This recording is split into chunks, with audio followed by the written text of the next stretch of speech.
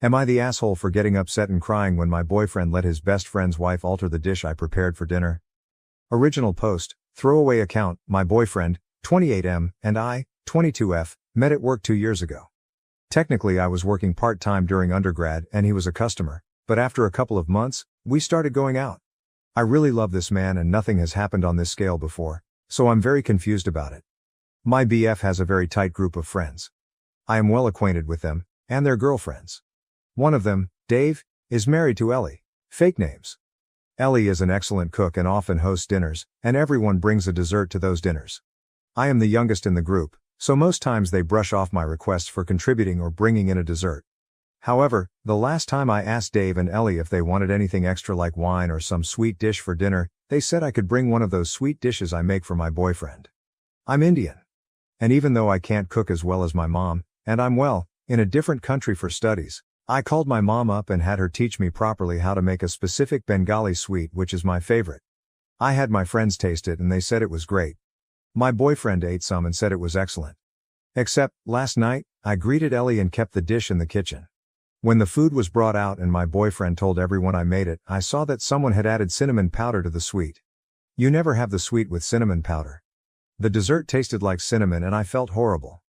Though everyone said thank you and it was good, I think my face gave it away, and my boyfriend took me aside and said that Ellie had told him that my sweet looked too white, and thought some cinnamon might bring some color into it. I don't know, I just felt awful and I started to tear up.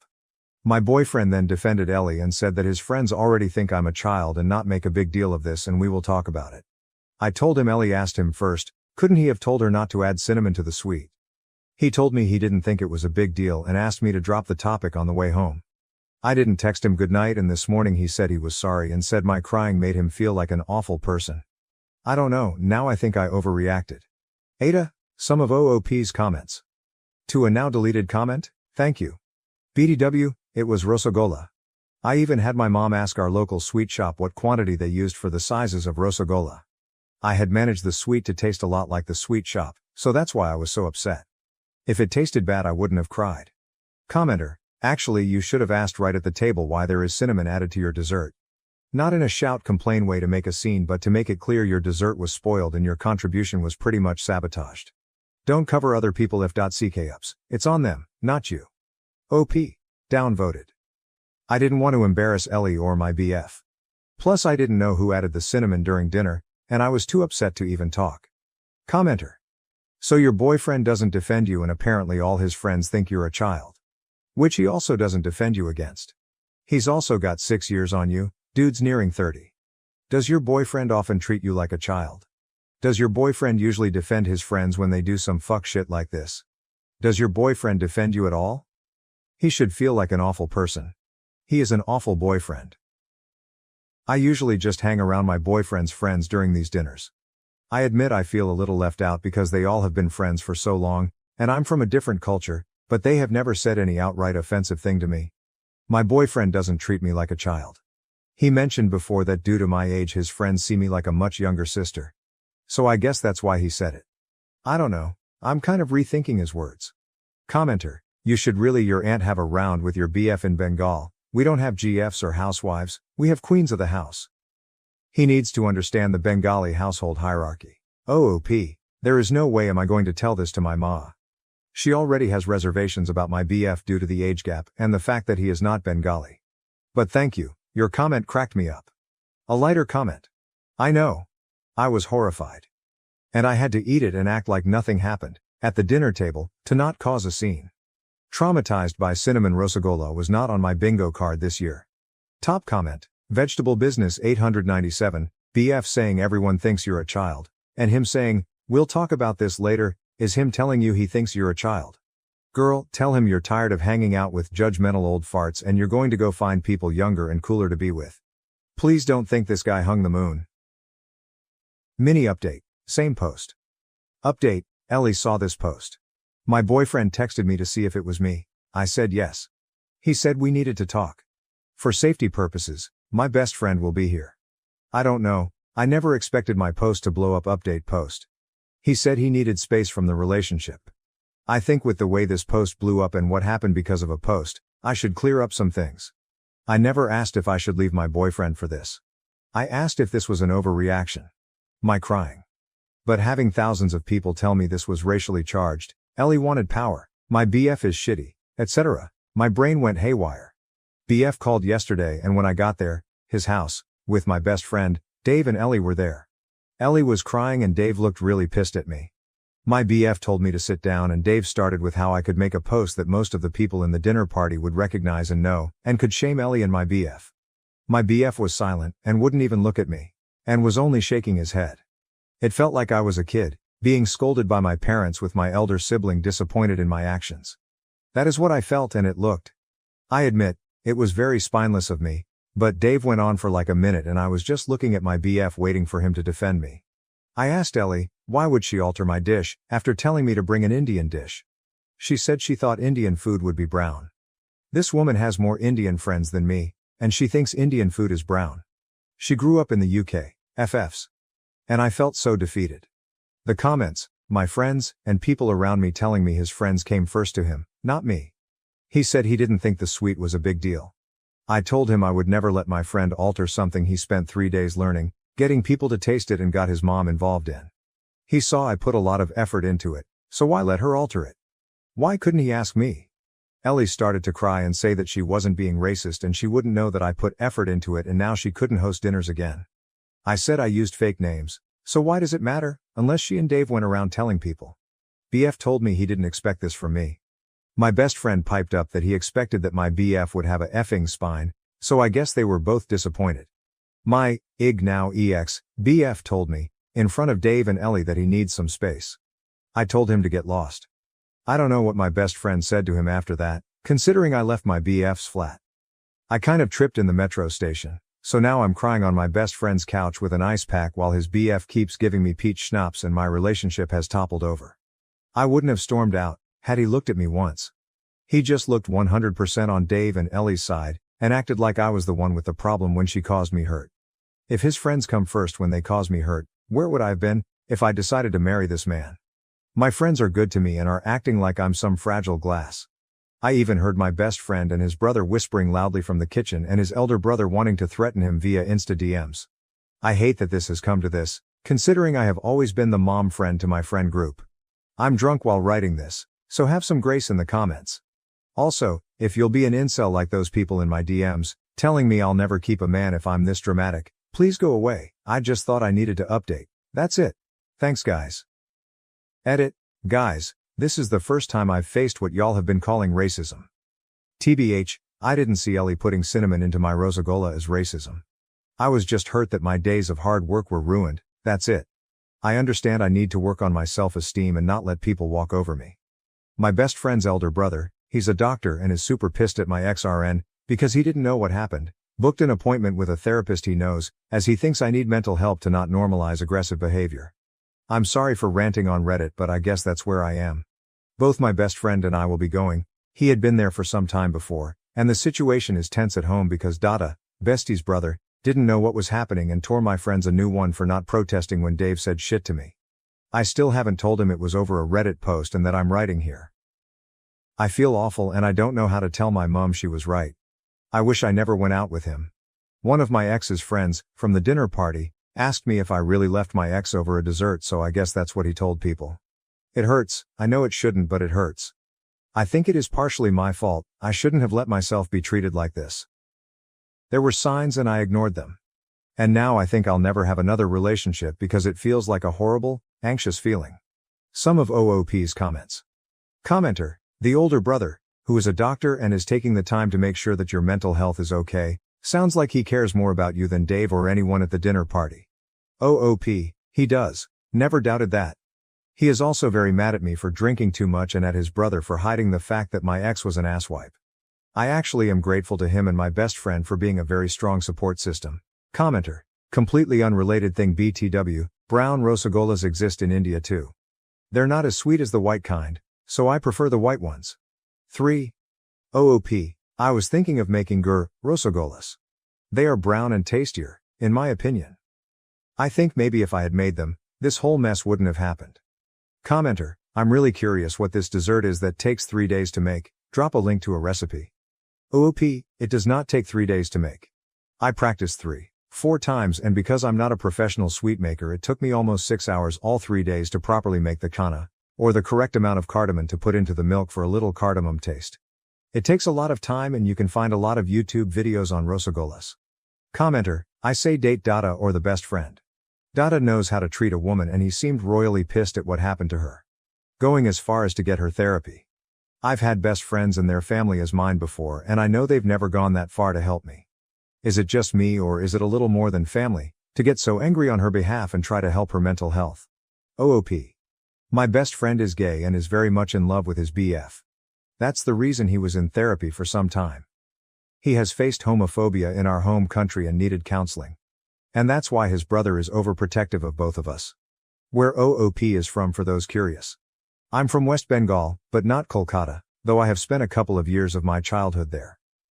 To a different commenter, I am from a district that shares a border with Bangladesh, and both sets of my grandparents were from there. New update post. I'm again grateful for the barrage of supportive messages and chiding I've received from the internet after the cinnamon fiasco and my post causing a breakup. I am updating because I felt like I should just update about recent events, and honestly, after just more than 2 weeks I have started to feel good about myself, even though I feel like shit whenever I remember my ex.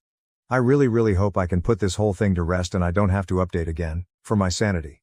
Firstly, my ex called a few times last week. I had blocked him earlier, literally like 2 days after breaking up. And whenever he called my friends, they wouldn't pick up either. I wanted to handle this matter gracefully.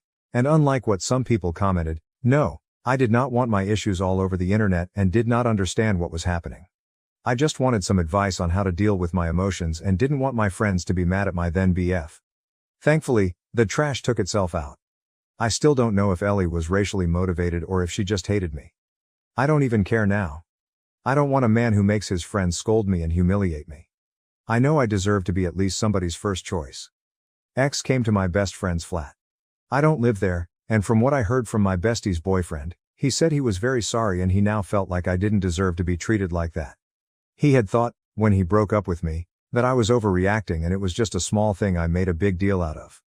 But then a few of his friends explained to Ellie that it definitely was a horrible thing to do and told my ex he was a shit BF. Huh. Who knew he had nice friends too? Ex didn't say anything more after that. He was just sorry and he said he doesn't want more hurt between us. I have decided to not contact him. I'm just done. A lecture from my mother on dating idiot men and crying every night for over a week has made me lethargic, and on top, I am fending off Dada, bestie's elder brothers, insisting that I move in with them for some time because I'm not eating well.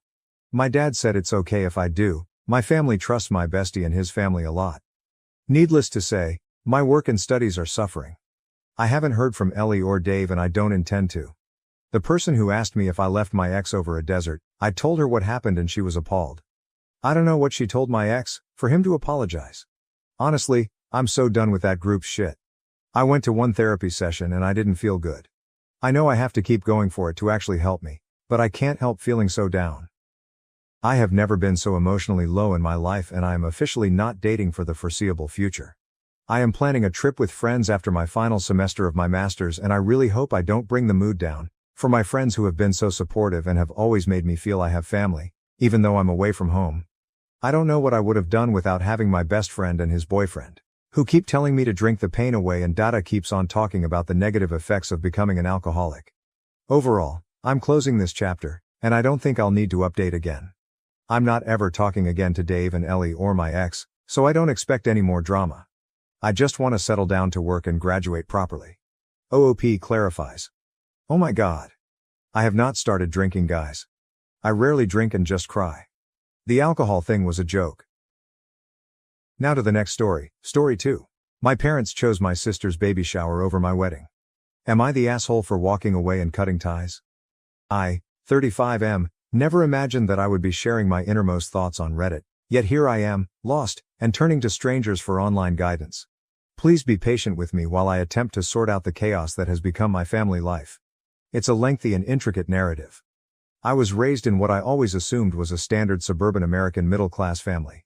For the first 10 years of our life, my sister, 32F, who is 3 years younger than I am, and I were inseparable. We truly enjoyed each other's company, and our parents encouraged us to be close.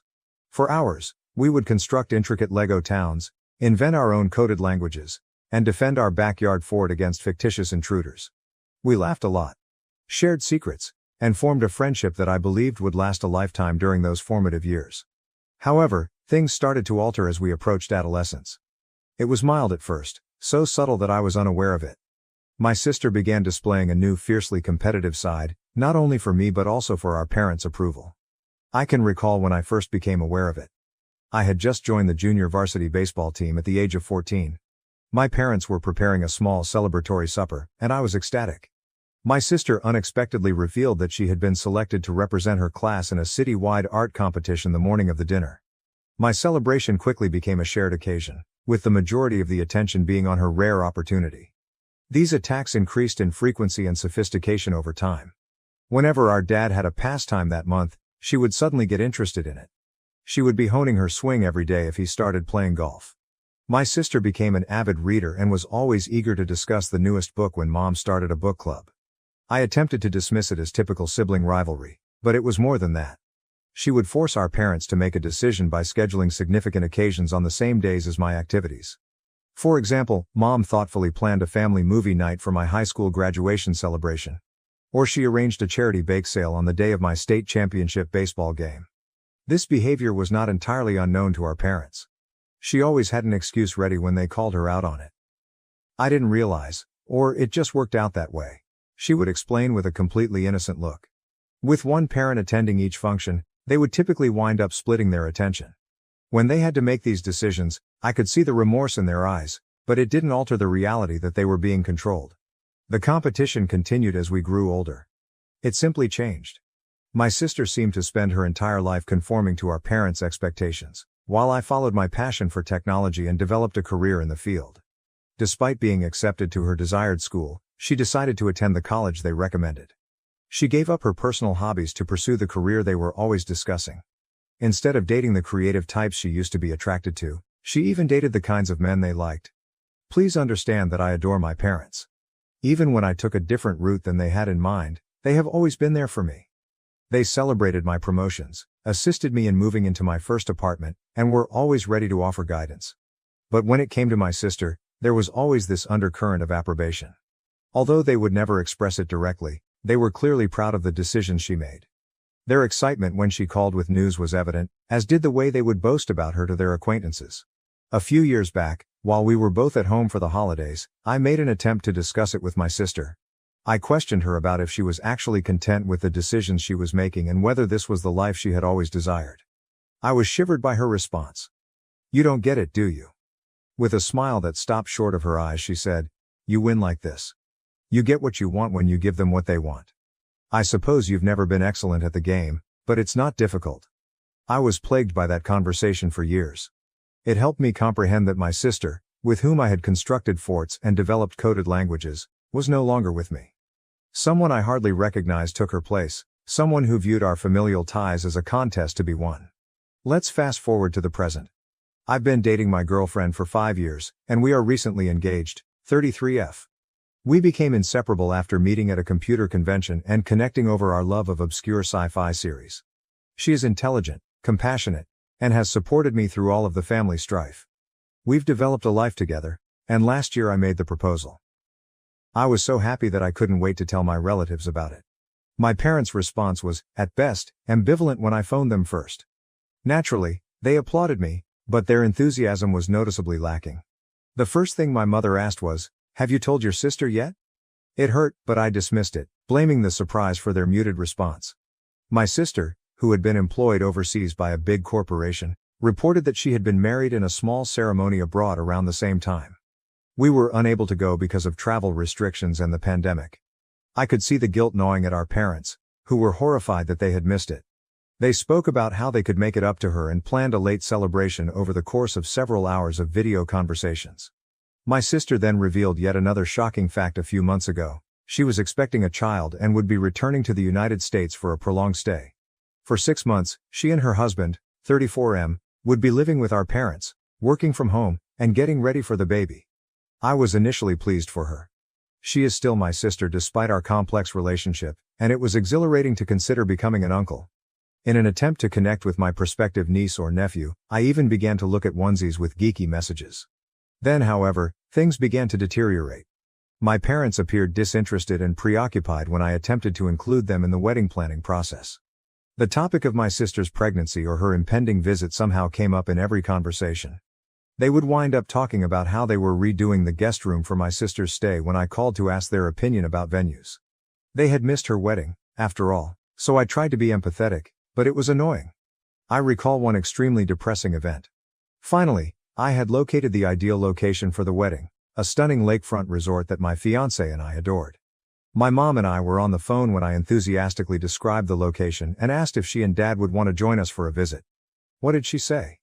"That sounds lovely, honey, but we have a lot going on that weekend. We promised to be there via video call for your sister's first ultrasound." You get it, don't you? Though not in the sense she intended, I did comprehend. I realized that, once more, my sister's life was becoming more important than mine. I realized that even if she was on the other side of the globe, she could still ruin my moments. Last week was the real hit. The day of my wedding coincided with my sister's announcement that she was throwing a baby shower. She gave me the naive expression I was all too familiar with when I confronted her about it. She remarked, her voice brimming with fictitious worry, "Oh, I didn't realize that was your wedding date. However, it's the only day that works for everyone, and I'll be returning to my country shortly after. I take it you can adjust the date. You haven't even sent out invitations yet." However, invitations had been sent out. We had paid many non-refundable deposits, reserved the space, and engaged caterers. Not only was it inconvenient to change the date, but it was now all but impossible. I was enraged.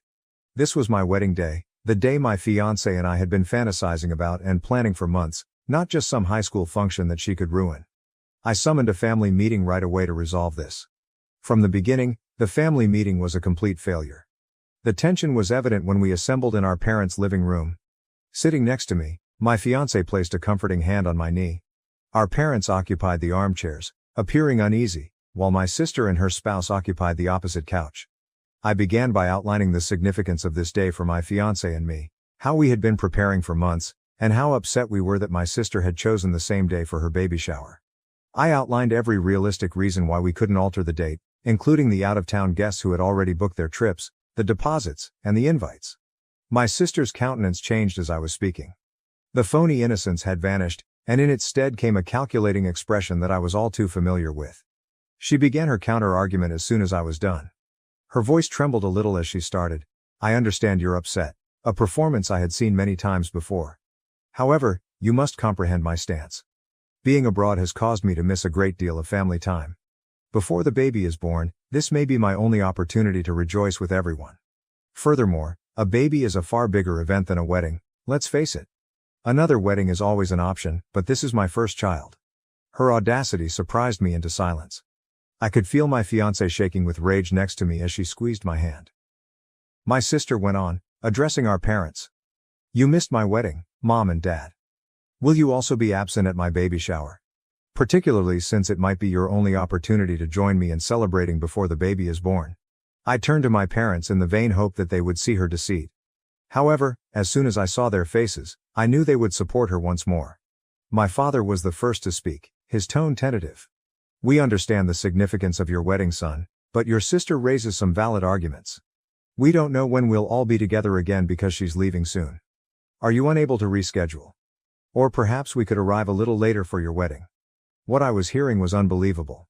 My own parents were requesting that I either reschedule my wedding or come to terms with the fact that they would be late for one of the most significant occasions in my life. It was impossible to describe the anger and hurt I was experiencing at the time. "We're not trying to choose sides, honey," my mother interjected in a pleading tone. "Both of you are equally loved by us. However, this also pertains to your niece or nephew. Do you not want us to be present when the baby is born?" The final straw was that. Anger, hurt, and fury that had been bottled up for years finally burst out. "Equally?" My voice trembled as I spoke. "You love us just as much? Isn't that a joke? You've never treated us fairly before. When did you ever prioritize my needs and feelings?" With trembling hands I got up. "That's it then. You continue to choose her despite everything that has happened over the years. All right, make your decision. But be aware that you won't be involved in my life after my wedding if you don't go. I'm finished. I'm done vying for your affection and attention.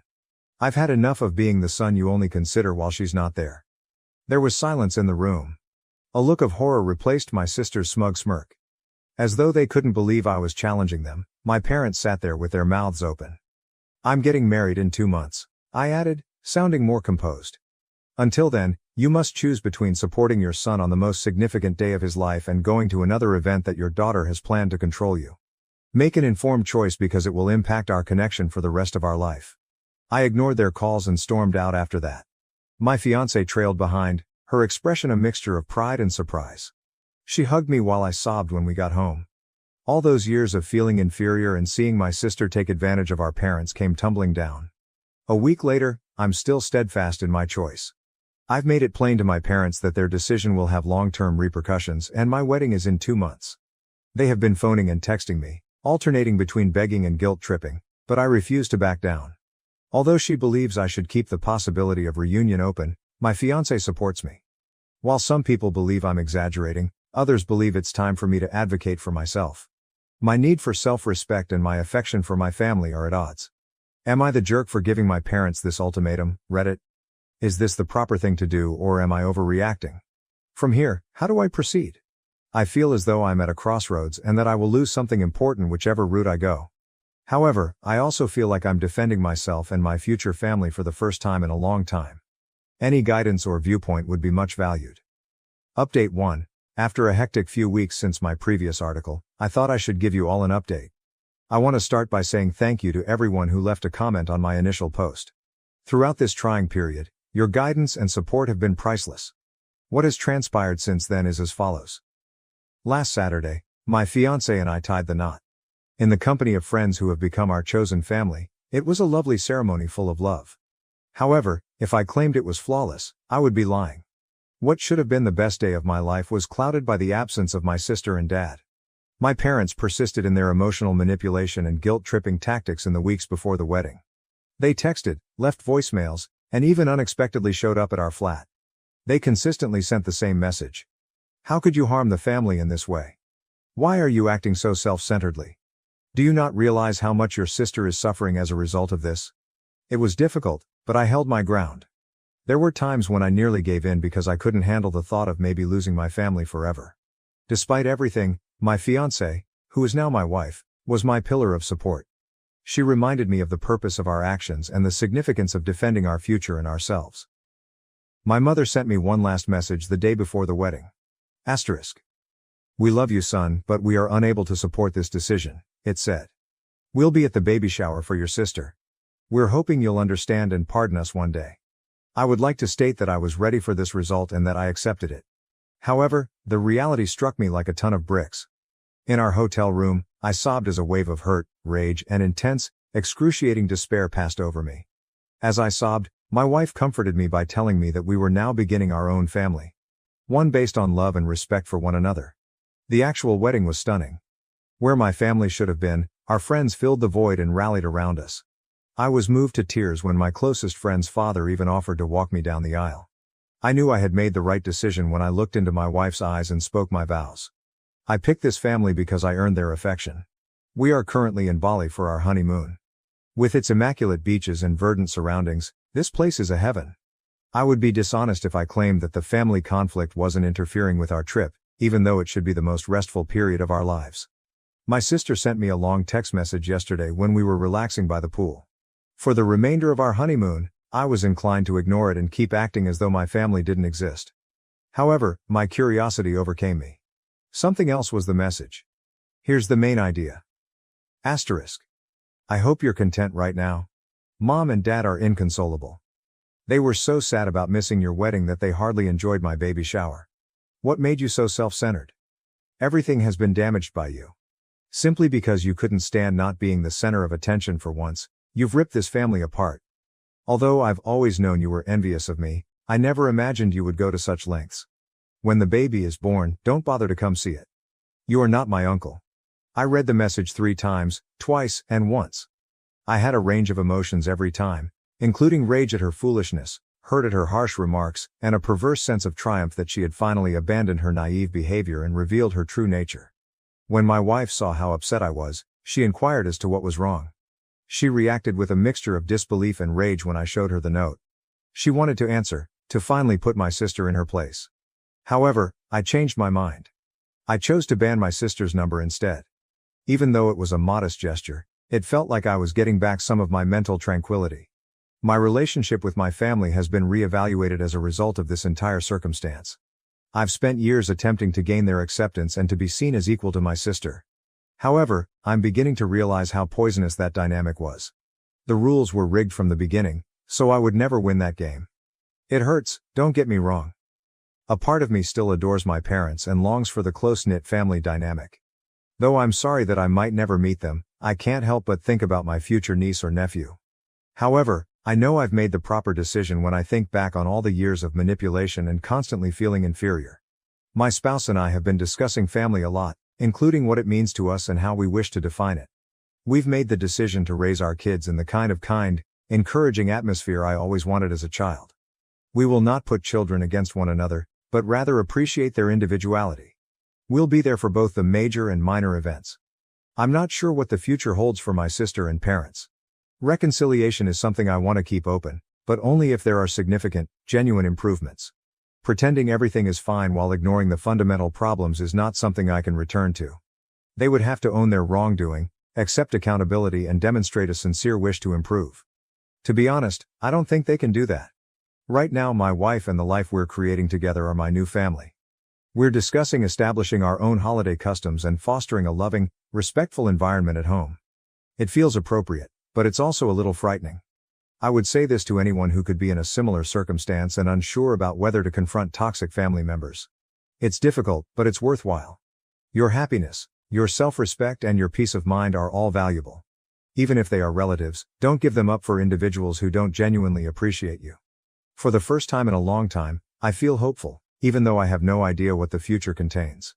More valuable than any familial approval is the life I'm creating on my own terms with a spouse who values and supports me. Again, I want to thank Reddit for all of your help and guidance. You don't realize how much it means. I'm going to concentrate on enjoying my honeymoon and looking forward to the future for the time being, but I'll provide another update if anything noteworthy happens.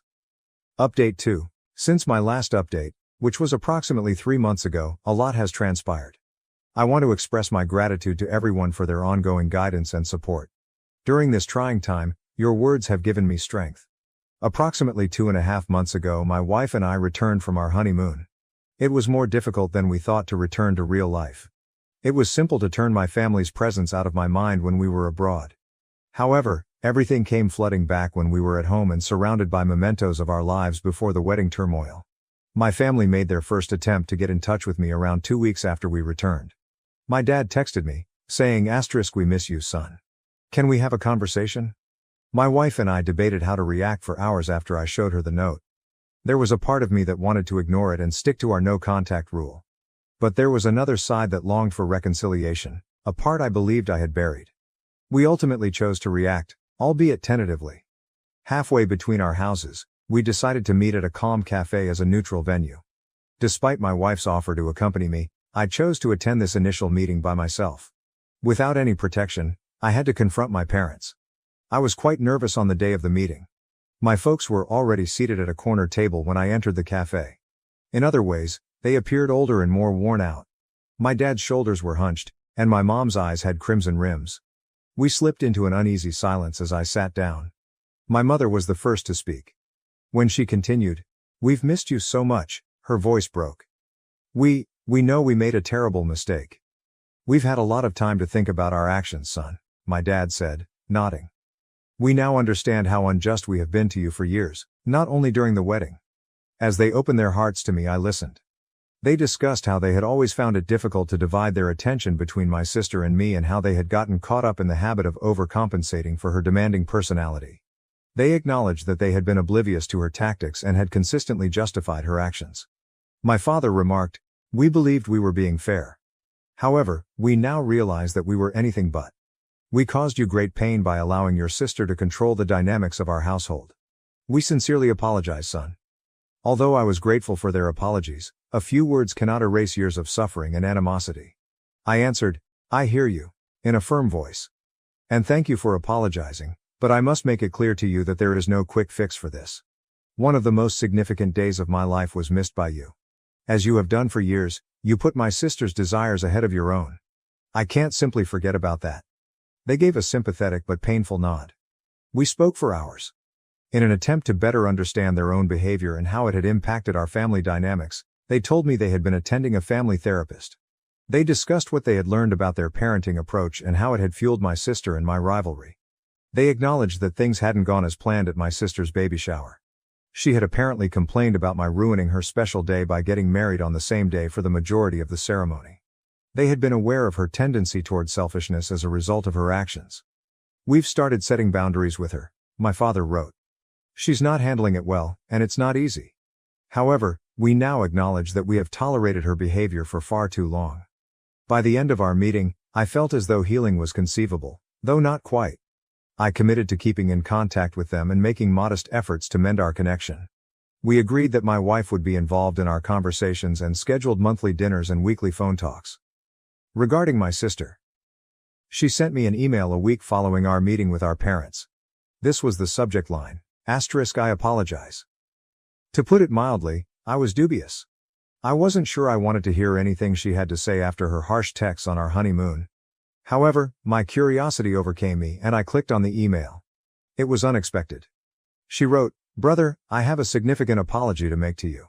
For years, I have been egotistical, cunning, and plain mean to you. I constantly reminded myself that I was only playing the game and doing what I had to do to advance. However, I now realize that I was simply acting like a bad sister and a horrible person overall. To be honest, I've always envied you. You've always exuded confidence and competence. While I molded myself into what I believed our parents wanted, you followed your passions and created the life you enjoy. I was angry with you because you were free to be who you were and yet be appreciated. I am aware that this does not justify my actions. There is no justification for the way I have treated you, particularly during your wedding. I gravely damaged you by allowing my hatred and jealousy to impair my judgment. I'm currently attempting to resolve my problems in treatment. I'm coming to accept accountability for my deeds and to cease attributing my own failures to other people. I don't think I deserve forgiveness, so I don't expect it. However, I wanted to express my sincere apologies for everything. I hope that one day we will be able to resume our relationship, this time one that is based on respect for one another and true love. Best wishes on your nuptials. I hope the two of you are content with each other. Your sister." I tried to process my emotions by reading the email multiple times. I hadn't heard anything that sincere from my sister in a long time. My wife and I spoke about it for a long time after I showed her. I ultimately made the decision to reply, however succinctly. I told her that I valued her honesty and thanked her for apologizing. I clarified that although I'm not yet ready for a relationship, I'm happy she's seeking support and improving herself. Although I made it apparent that it would take time and be on my terms, I kept the door open for future communication. That's the current situation. I'm repairing my relationship with my parents in a cautious manner. My sister and I are currently in a holding pattern, however we may eventually get back together. Together, my wife and I are stronger than ever as we navigate these turbulent familial waters. I'm not gullible enough to believe that everything has been resolved. We have a long journey ahead of us, filled with challenging discussions and emotional obstacles. However, I feel optimistic about my family ties for the first time in a long time. I want to share this with those of you in similar circumstances. Advocating for oneself can result in positive change, but it can also be difficult. Setting limits, demanding respect, and putting your own health first are all acceptable. Additionally, if sincere attempts are made to resolve the problems, it's acceptable to remain receptive to reconciliation. Once again, I want to thank everyone for their support along this trip. Your words of wisdom and kindness have been priceless. Because of this group, I feel more prepared to face the future, even if I have no idea what it will bring. Now to the next story, Story 3. I was sidelined by my family's favoritism toward my adopted sister until her shocking true identity was revealed at my birthday party. Family trouble has plagued me, 35F, for as long as I can remember, but recent events have now gotten to the breaking point. I feel like I'm drowning in hurt, uncertainty and hatred right now, so I'm hoping anyone who has experienced a similar circumstance may offer some guidance or insight. To put things in perspective, my adopted sister, 34F, is just 1 year younger than myself. She was adopted by our parents when she was a newborn, and I have spent my entire childhood with her. That would seem to bring us together, like a couple, but the truth is far from that romantic notion. It was evident from my very first recollections that our parents gave preference to my sister. They lavished her with attention, gave her everything she desired, and appeared to listen intently to everything she said. When I proudly showed my mother a sketch I had done when I was 5 years old, she dismissed me since my sister was reciting the alphabet for the 100th time. Although it might not seem like much, it was a sign of a pattern that would shape our family's dynamics for many years to come. The distance between us just got wider as we got older. My sister had trouble reading in elementary school, and our parents worked with her for hours every night. Even though I did exceptionally well in school, I seldom ever got more than a passing good job on my report cards. My sister had a dance recital in middle school, so my parents were not there at the award ceremony when I won the scientific fair. That was always the case. Her wants, accomplishments, and hardships all came before mine. I don't want to imply that I was abused or neglected in the conventional sense. Our fundamental necessities were always satisfied, including having a roof over our heads and food on the table. However, the emotional neglect was genuine and extremely distressing. Early on, I discovered that being flawless, achieving, excelling, was the only way to garner any attention in our home. So I did just that. With an almost obsessive zeal, I immersed myself into my studies. In high school, I was cooped up in my room preparing for AP exams and filling out my college applications while my sister was out at parties and hanging out with friends. It was worthwhile. I received a half scholarship to a prestigious university. This will finally make my parents proud, I thought. However, instead of applauding my accomplishment on the day I departed for college, they fussed more about how my sister would handle my absence. College was enlightening. I was evaluated entirely on my own merits, not in relation to my sister. For the first time in my life, I made true friends who appreciated me for who I was, and I flourished both socially and academically. I obtained a position at a prominent company after graduating with honors. With unwavering resolve, I ascended the corporate ladder during the ensuing 10 years. My inner voice, which still yearned for my parents' praise, propelled me to every advancement and accomplishment. I'm pleased of what I've accomplished and currently work for a Fortune 500 firm in a senior management role. However, that pride is constantly laced with resentment because my family never seems to be satisfied with whatever I achieve. In contrast, my sister has never truly settled into a profession and has alternated between jobs. She still resides with our parents, who provide her with both emotional and financial support. My parents may have been pleased by my accomplishment, but it appears that it has just strengthened their partiality for my sister. They constantly offer justifications for her lack of focus, such as, she's just trying to find her passion. Or not everyone needs to climb the corporate ladder to be happy. At the same time, if my achievements are recognized at all, they are frequently greeted with a lackluster congrat. Our family relationships have been damaged in every way because of this dynamic.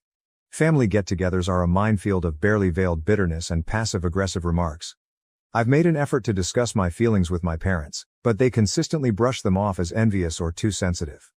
As for my sister, she seems to take great pride in her preferred position and frequently makes disparaging comments about me being married to my job, or too busy for family. I've been in therapy for years in an attempt to resolve these problems, boost my self-esteem, and establish sound boundaries. But every encounter with my family seems to set me back, regardless of how much progress I made. I've thought of severing all connections, but it would be devastating to lose my family, dysfunctional as they are. This leads me to last week's events, which have caused me to reevaluate every aspect of my relationships with my family. As is customary, our parents threw my sister a lavish birthday celebration. Friends, extended family, and even some of her former classmates were invited. With catered food, an open bar, and even a live band, the house was decorated as though it were a wedding ceremony. As a comparison, last month's birthday was celebrated with a little dinner for the four of us, during which the most of the discussion focused on my sister's most recent business venture, a pet-related social media app that she believes will be the next big thing. After approximately 2 minutes, my parents' eyes drifted away as I attempted to discuss a significant project I'm overseeing at work. I made an effort to blend in at the party. I tried my best to encourage my sister on her special day by interacting with family members in a courteous manner and striking up little conversations. However, as the evening went on, I sensed the old bitterness rising within me. It wasn't just the extravagant celebration. It was also the way our parents showered her with praise, how family members inquired about her life while hardly noticing mine, and how she absorbed all the attention as if it were her natural inheritance. In an attempt to calm the anxiety attack I could see coming on, I found myself withdrawing to a corner and drinking a glass of wine. When she saw how upset I was, a cousin came to see how I was doing. With sincere concern in her voice, she inquired, "Are you okay?" For the first time that evening, someone had taken the effort to inquire about my well-being. I started to reply, but my sister's voice broke through the throng before I could. She raised her voice and tapped her glass with a spoon, saying, "Attention everyone. I'd like to make a toast." As everyone's attention was drawn to my sister, the room became quiet. She was a little shaky on her feet, and her cheeks were flushed, which indicated that she had consumed a significant amount of alcohol. As she began her address, she was still able to put on a convincing smile. Initially, it appeared to be a standard birthday greeting. She toasted our parents for their love and support, thanked everyone for attending, and conveyed her appreciation for the celebration. Her tone then shifted and I got a shiver down my back. She said, "I'm especially grateful to Mom and Dad," with a tone of voice that I had never heard before. I've always received greater treatment from them than their own daughter. Just take a peek at this celebration. When was the last time they threw my sister a party like this? As everyone in the room turned to stare at me, I felt my face heat up. But my sister wasn't finished. "But I guess that's because I've always been the better daughter," she added, sounding a little slurred by the champagne. "Yes, my sister has a nice career and makes a lot of money, but who do Mom and Dad truly love in the end? Who makes their life happier? It's not the icy, work-driven automaton who hardly has time for family." I couldn't believe what I was hearing and was still. With the exception of a few painful coughs and my sister's voice, which seemed to get louder by the second, the room had become eerily quiet. She said, "You know, it's funny," with a tiny wobble. Everyone constantly praised my sister's intelligence and her potential for success, but look at us now. I'm here with family and friends who genuinely care about me, while she's by herself, married to her job. I turned to our parents in the hopes that they would intervene and put an end to this vicious act. However, they only sat there, appearing uneasy and doing nothing to stop it. I had never felt more alone in my life than I did at that precise time. My sister continued to babble, criticizing every element of my life, including my appearance, the fact that I didn't have a romantic partner, and even the suggestion that I succeeded in my work by sleeping my way to the top. I felt myself getting smaller with every word, years of repressed hurt and rage threatening to blow up. My aunt, our mother's sister, stepped up just as I was about to burst into tears and thought I could take no more. She had a determined and angry expression on her face. I was standing when she approached and gave me an envelope. Her voice broke the tension in the room as she stated, "Don't open this until I'm done talking." Her eyes were flaming as she turned to face the throng. The scene that followed resembled a scene from a soap opera. According to my aunt, my sister wasn't taken from a foster home. She was her biological daughter. It seems that my aunt wasn't prepared to become a mother when she became pregnant suddenly in her early 20s. She requested my parents to adopt the child instead of ending the pregnancy. My aunt continued, "I thought I was doing the right thing," her voice trembling with passion. "I believed that my sister and her husband would provide a better life for my child. I believed she would develop into a nice, caring person who was appreciative of her life. However, instead." She turned to face my sister, who had turned completely white. "Instead, you've developed into a conceited, self-centered brat who believes it's acceptable to make fun of her sister in public. I've watched this familial dynamic unfold for years, and I can no longer keep quiet about it." Chaos broke out in the room. Screaming, my sister demanded to know whether it was true. Our parents were shooting daggers at my aunt while attempting to soothe her. Family members were pointing and muttering. And me? I felt as though the earth had vanished from beneath me as I stood there, gripping the envelope. Once more, my aunt's voice broke through the cacophony. My aunt expressed her dismay, saying, "I always thought that if my daughter was being raised by my sister, she would grow up to be a wonderful person. But obviously, I was mistaken. No good person would ever attempt to make their sister look as bad as you just did." Then, turning to face me, she instructed me to open the packet. There was a blank check inside. My aunt told me to fill in whatever amount you want. I had planned to give this to her as a birthday gift, but after seeing how she's turned out, I have no interest in rewarding that behavior. My aunt then left, leaving a startled quiet behind her. It was short-lived. In an attempt to take the check out of my hands, my sister lunged at me. She was so hysterical that our parents had to physically restrain her as she shouted and sobbed. It was more than I could handle. I fled to my room, shut the door, and sobbed. Years of suppressing my hurt and bitterness and feeling inferior came rushing out. I ignored the banging on my door and the muted arguments coming from downstairs while I sobbed for hours. A week has passed, and I'm still unsure about what to do. With the exception of needs, I have not left my room. Despite our parents' attempts to speak with me, I find it difficult to confront them. My sister has alternated between begging for forgiveness, and the check of course, and sending me angry messages. There's a part of me that wants to cash that check, go and never return. I've tried all my life to win the love and acceptance of people who don't seem to be able to give it to me. Perhaps I should give up trying. Perhaps it's time for me to prioritize myself. However, I also have a fear of losing my family. Despite their dysfunction, they are the only family I have ever known. It's terrifying to consider living without them, going on vacation by yourself, and having no one to call in case of an emergency. In addition, I'm experiencing a lot of mixed feelings regarding my sister. On the one hand, I'm upset with her for her actions during the party and for years of subtly insulting people.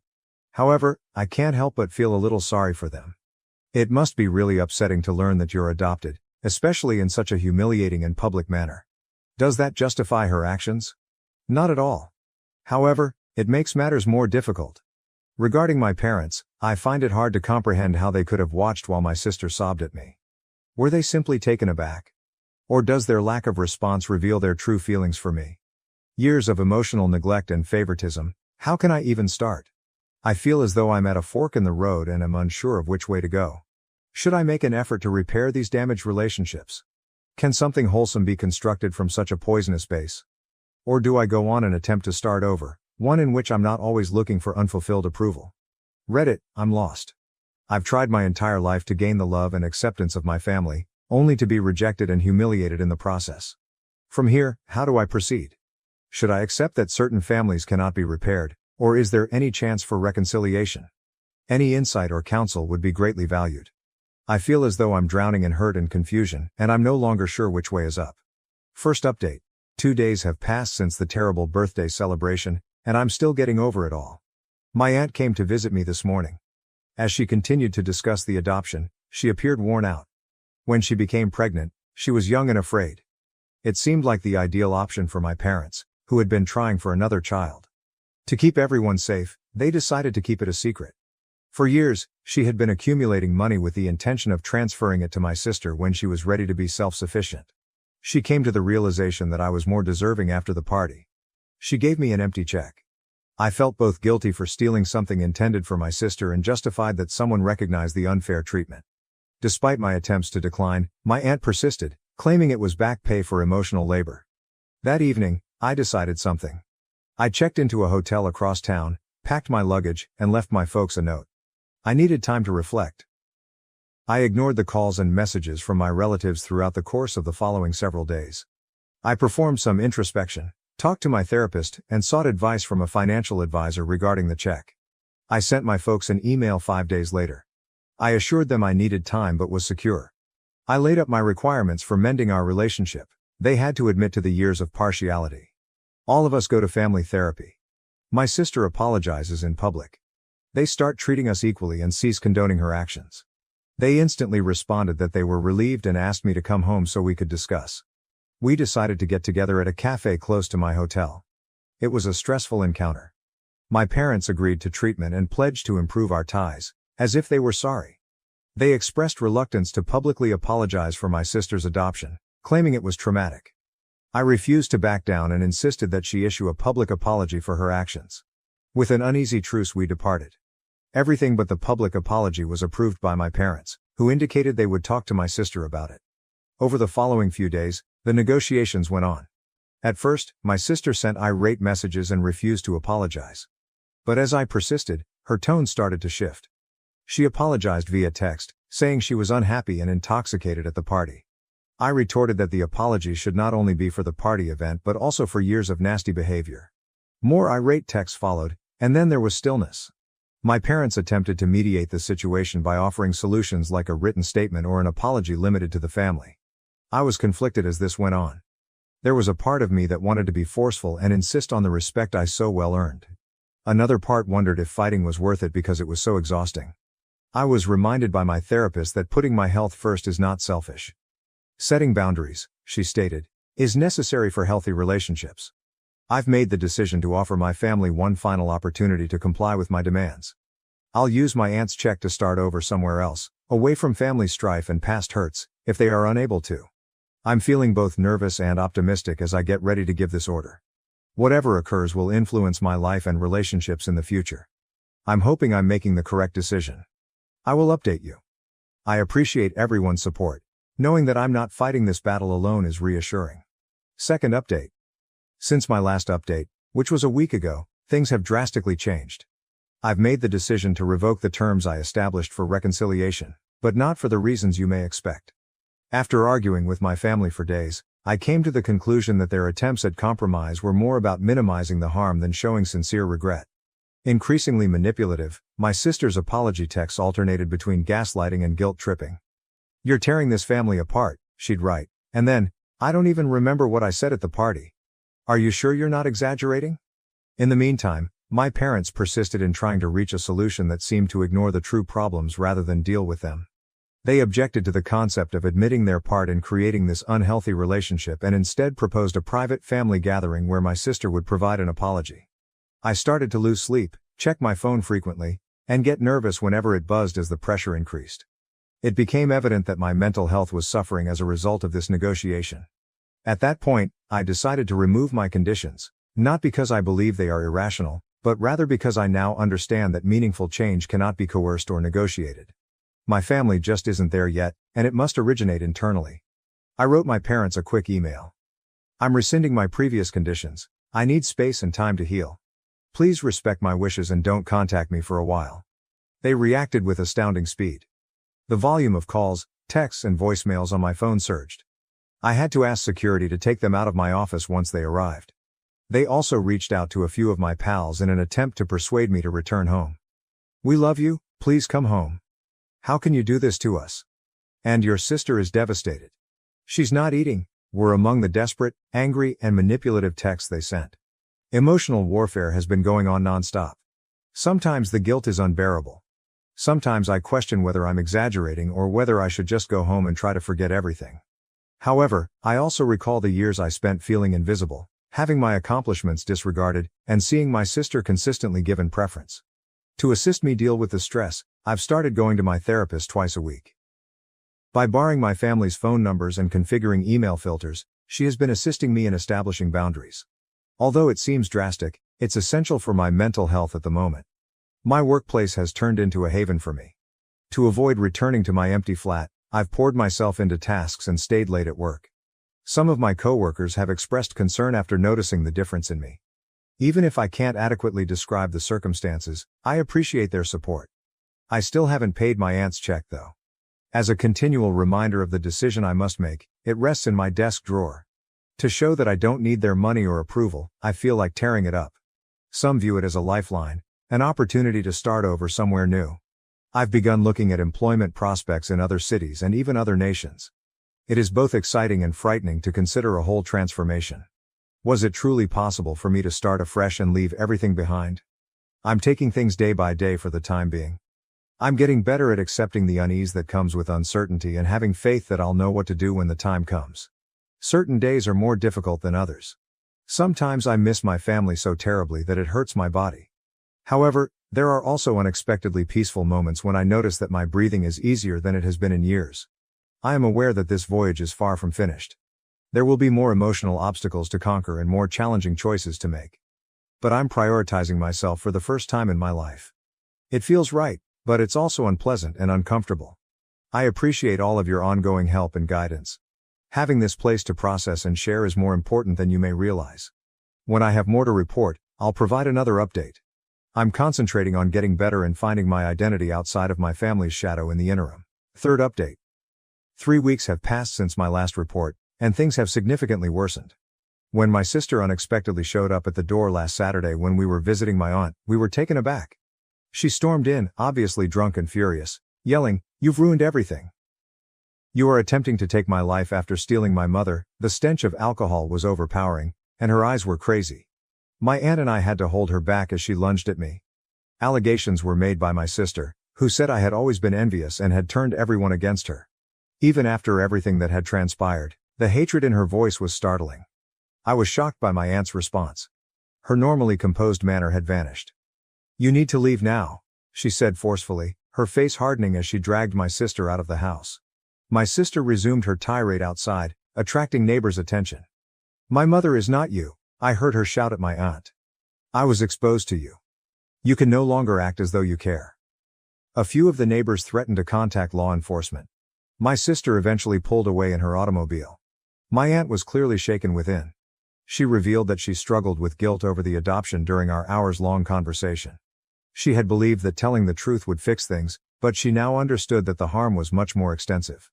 I believed I was acting appropriately, she muttered.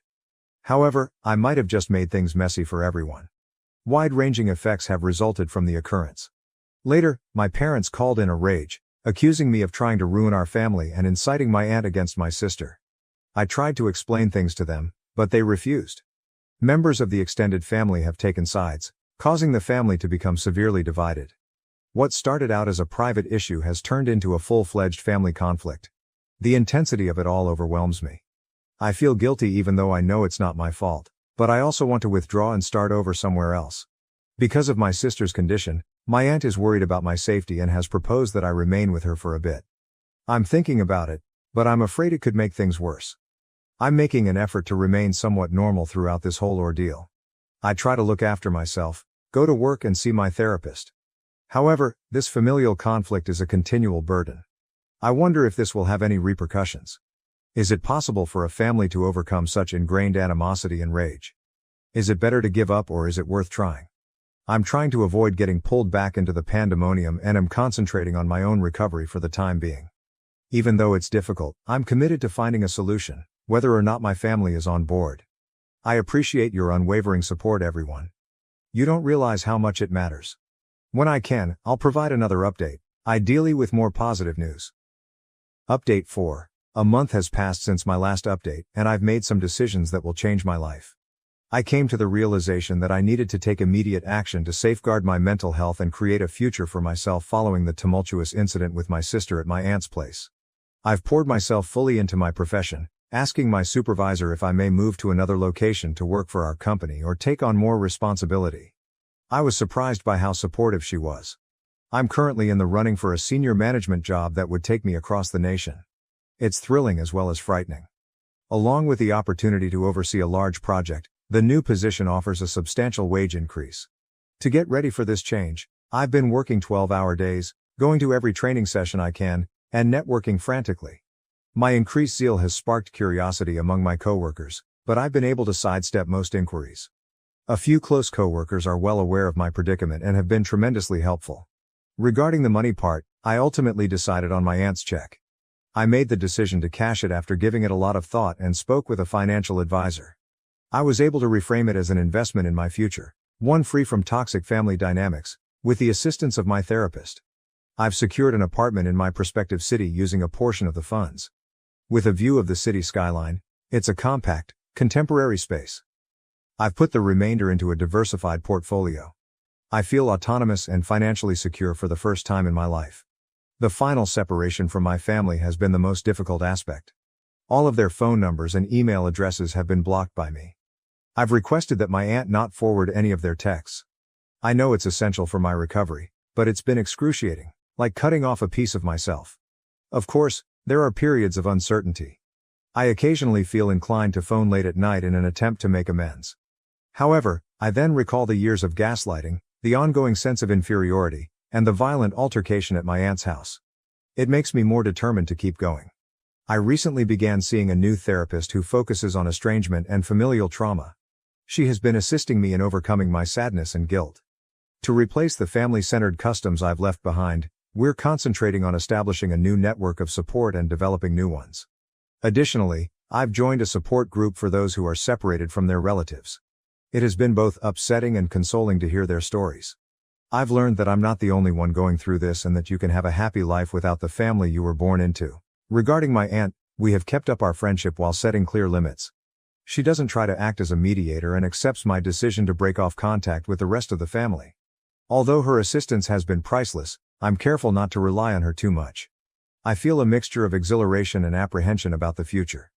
Though intimidating, the idea of starting over in a new place with a demanding new job and no family safety net is also freeing. I feel for the first time that I am living my life according to my own terms, free from societal norms and familial expectations. I've begun pursuing new interests and pastimes that I never had time for while I was preoccupied with family matters. I've joined a local hiking group, I'm learning how to cook, and I'm even thinking about painting. I've not felt this at peace in years as I pack up my flat and get ready for this new phase. Yes, I am saddened by what I have lost, but I am also hopeful about the future. I'm no longer the neglected kid or the family's scapegoat. I am only me, paving my own way. I want to thank everyone for their support along this journey. You have no idea how much your words of support have meant. My last update will be this one. I should put this chapter behind me and concentrate on writing the next one. Good luck to me. Now, on to the next story, Story 4. Sister pushes pregnant me down the stairs as a prank. Parents threaten to disinherit me for pressing charges.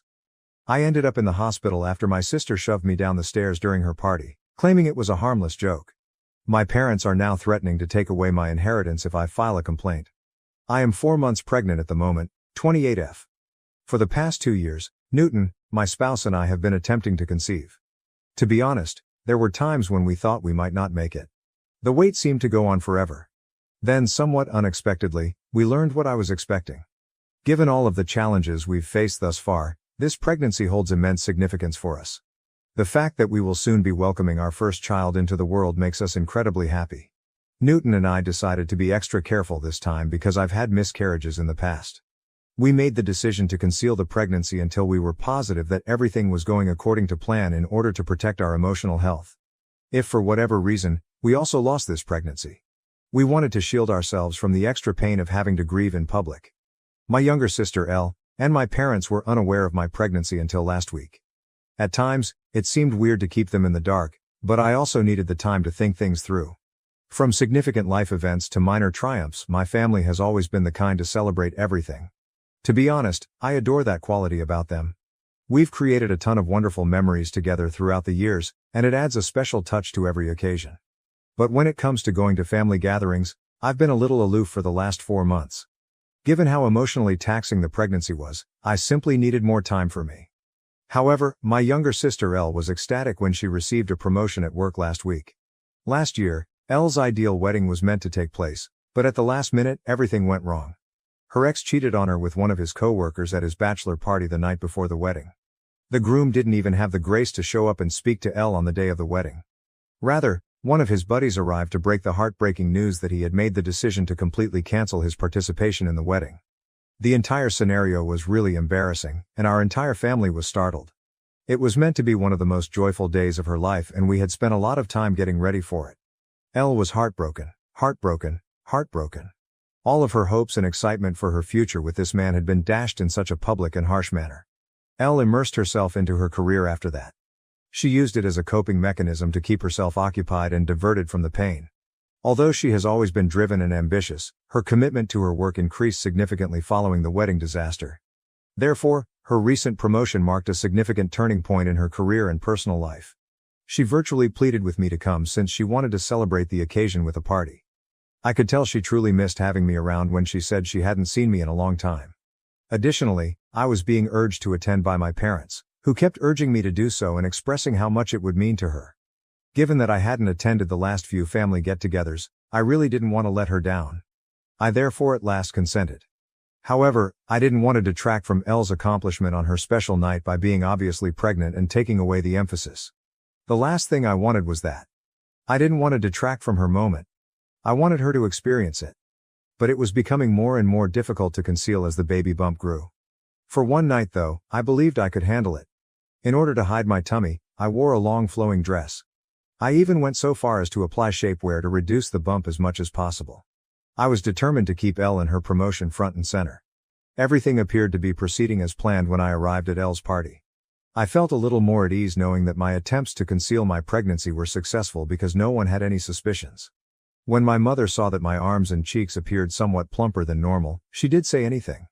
However, I had already considered how to respond to such circumstances, so I swiftly responded with a joke that I had simply been eating a lot lately.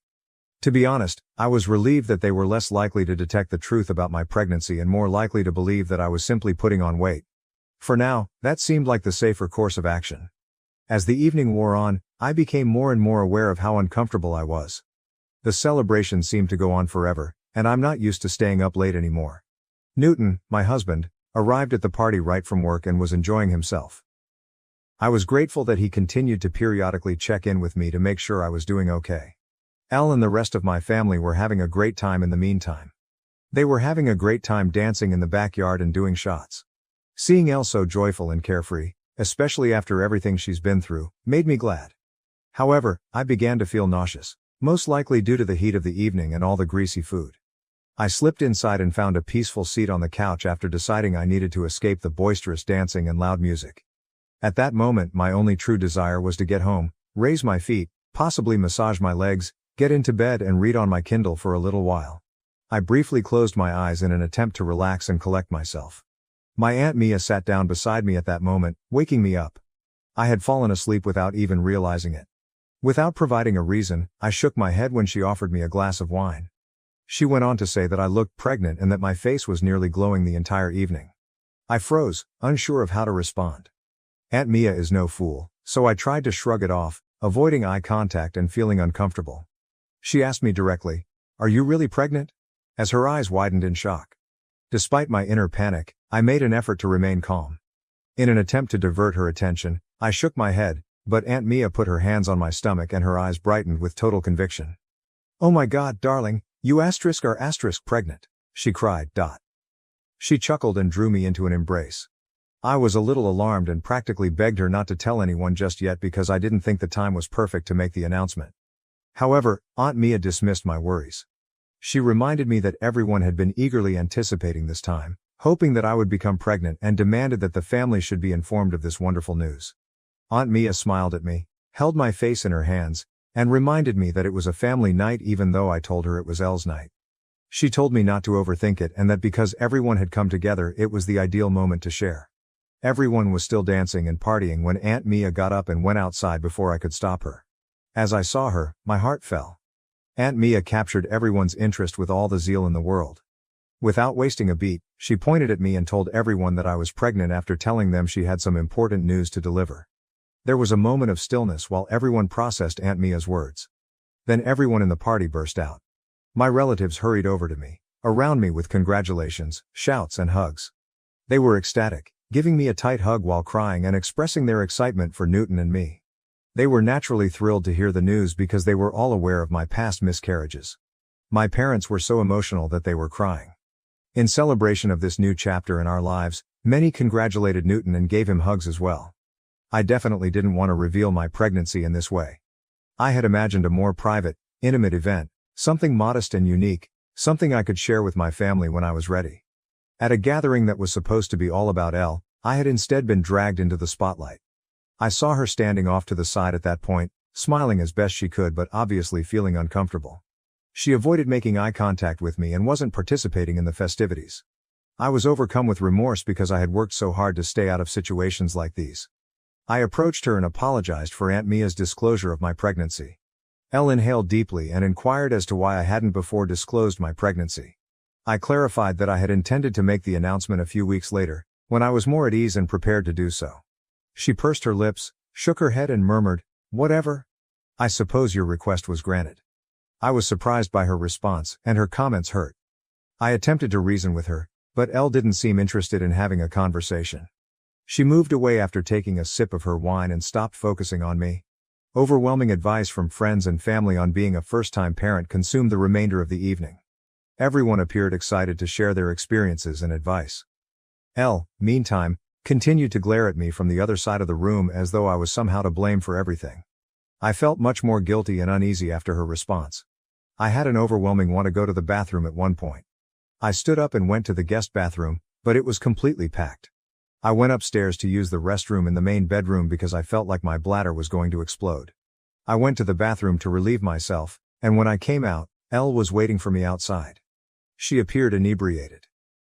Sensing the awkwardness between us, I tried to apologize again with an awkward smile. Elle didn't appear to get any softer. Rather, she simply rolled her eyes and inquired, "Are you truly expecting?" There was a hint of suspicion in her voice, and her tone was almost contemptuous. "Of course I am," I said, looking at her while reflexively touching my tummy. Why would I tell a falsehood? Went on to add that everything was extremely strange, particularly since I hadn't even told our mother, with whom I often spoke daily, that I was pregnant. I was becoming annoyed by her incessant interrogation.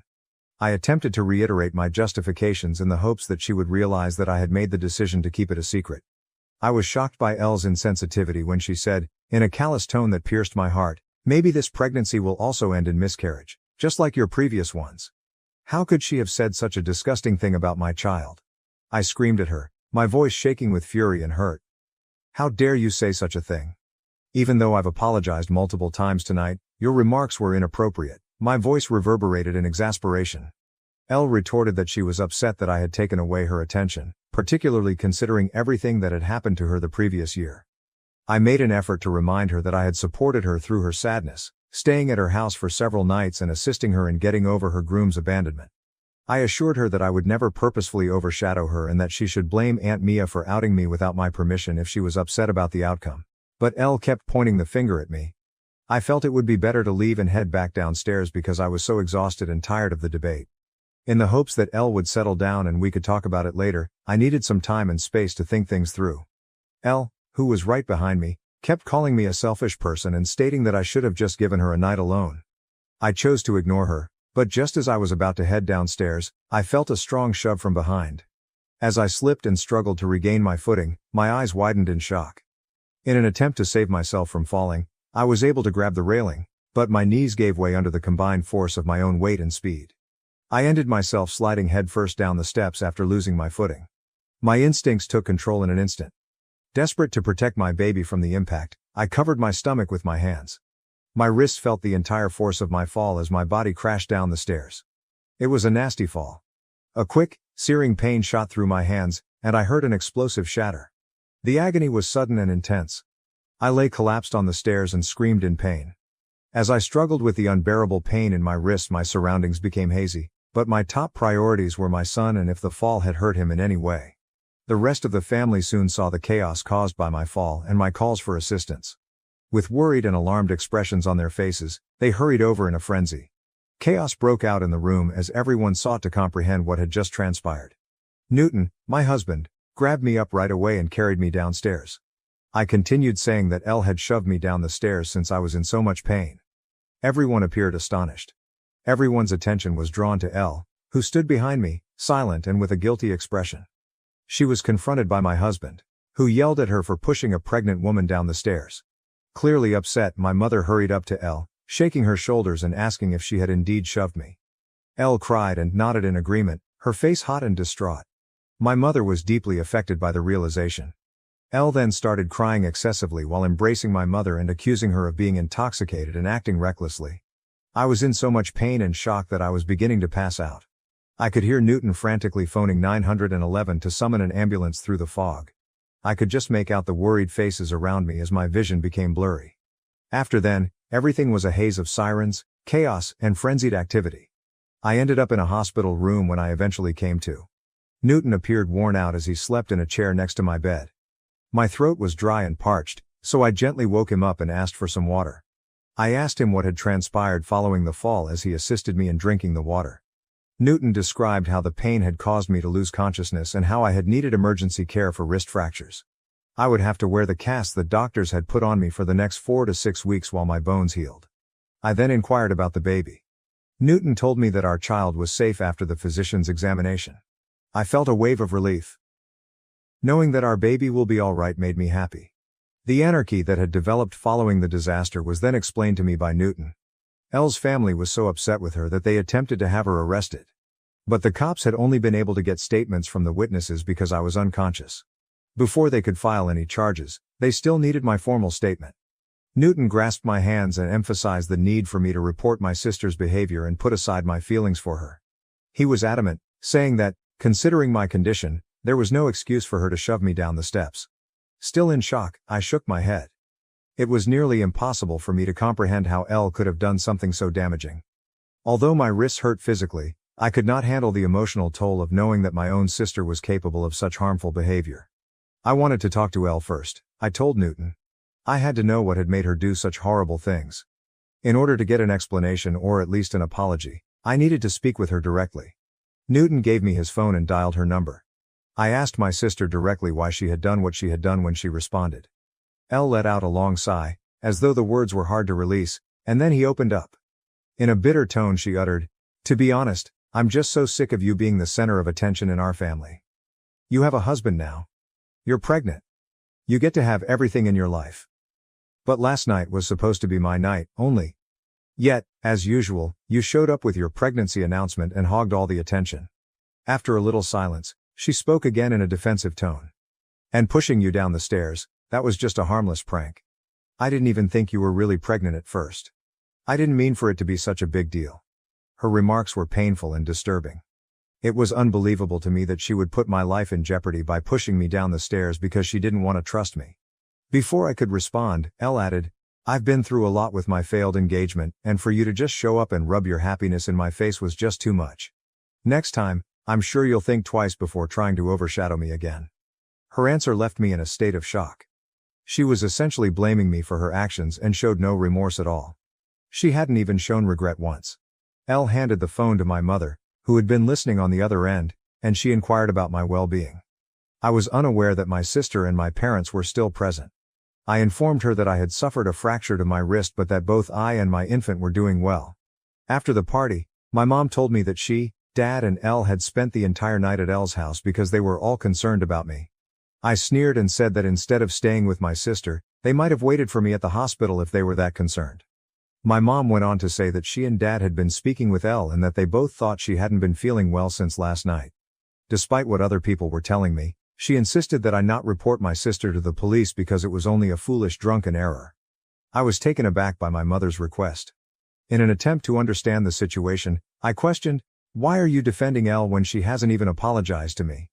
With a heavy sigh, my mother said that Elle was currently dealing with a lot of difficulties.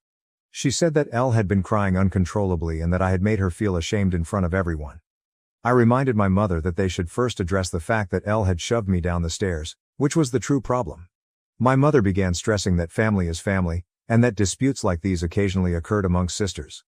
Although it was true that Elle had never done anything like this before, she pointed out that this did not justify her current actions. My mother said that it wasn't worth filing a lawsuit for a broken wrist and pledged to work with Dad to ensure that this doesn't happen again. My annoyance peaked. I adamantly said that I had been unsure of what to do before I phoned her. But I had already made up my mind after speaking with Elle. A lesson had to be given to her. My mother, who was becoming more and more agitated, pleaded with me to think again before bringing charges against Elle, warning that doing so may ruin his career. I informed her that right now, I couldn't give a damn about it. My mother made a last-ditch effort to persuade me to bring charges against Elle by threatening to disinherit me if I did. She contended that it would impact Elle for the rest of her life and create a lasting record. I was stunned by her threat, but I refused to back down. I proceeded to pursue a complaint against my sister after the phone call. She hadn't expressed regret for what she had done, but I was torn about perhaps ruining her life.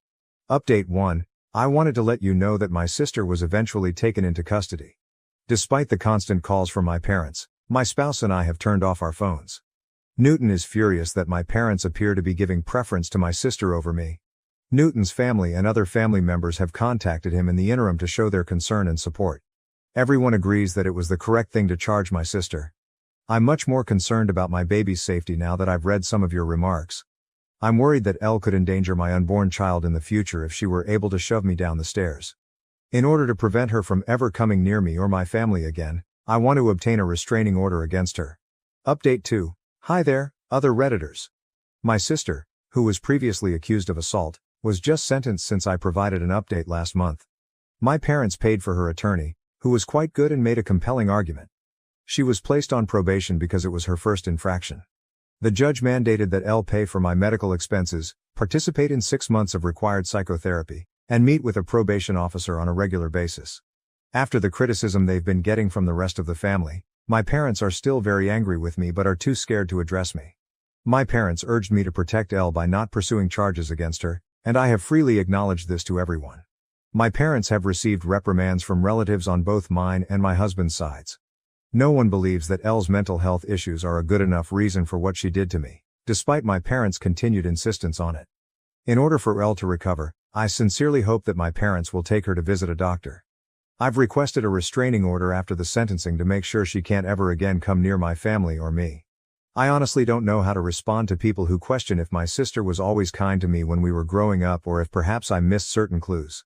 Yes, we occasionally battled and had our typical arguments, But I never thought she would have such a strong grudge against me.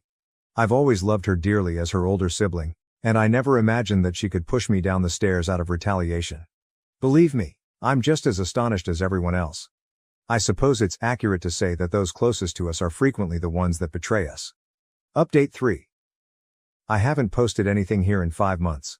Neither Newton nor I have seen Elle or communicated with my parents. I gave birth to my baby 5 days ago. After being released from the hospital, Newton and I are now giving our newborn baby the finest care possible. I heard a tap on the door last night, right before we sat down to eat. I was surprised to see my mother standing on my porch when I opened it. I was totally surprised because I had not anticipated seeing her. I said, "What are you doing here?" With caution. My husband was just as perplexed as I was to find her there, so he moved up next to me and stood guard in front of me. My mother burst into tears at once, telling me that she had just had to come over to meet the baby after hearing from some of the relatives that I had given birth to. Considering everything that had lately transpired between us, her excitement didn't seem appropriate. She continued by expressing how happy she and her father were to be grandparents at last. In order for us to rejoice as a family, she said that Dad would be coming soon with some wine and baby presents. Newton and I exchanged a look of incredulity. Did my mother truly act as though nothing had happened in the past few months? As quietly as possible, I told her that we hadn't communicated in the previous 5 months because she had chosen to side with Elle rather than me. She was standing on my porch, however, pretending that we were all on good terms simply because I had given birth, as if we were going to have a happy family reunion. Newton informed my mother that the instant she decided not to be a decent parent to me first, she had given up her right to be a grandma. He reminded her that Elle had treated me cruelly and that he would have beaten her up immediately if she hadn't been my sister, but she had shielded that monster from me because she was a mother. I could tell his remarks struck a chord because they were forceful.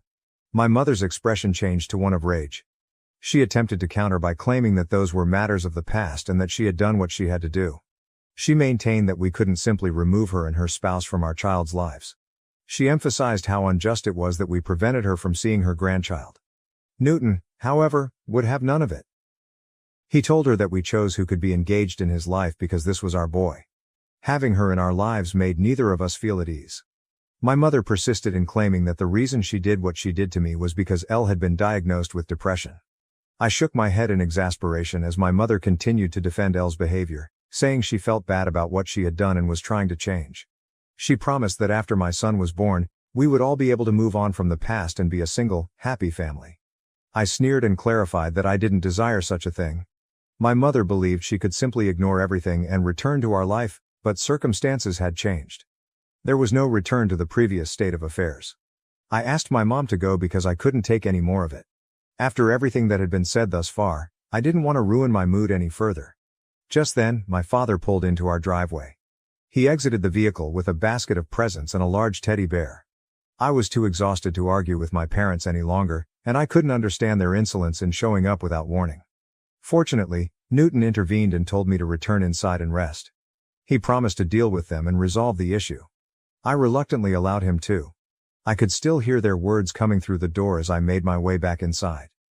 Newton's refusal to let them both in almost immediately sparked the uproar. Because he was family, my dad insisted repeatedly that he had every right to see me and the baby. My normally composed hubby lost his temper. If they didn't leave our land right away, he threatened to contact the police. Naturally, my dad persisted in arguing and insisted on leaving the baby presents behind, as though it would somehow make up for everything. Newton, meanwhile, was adamantly against taking anything from them. He made it clear to them that we did not accept their presents and that we would also obtain a restraining order against them if they ever revealed their identities again.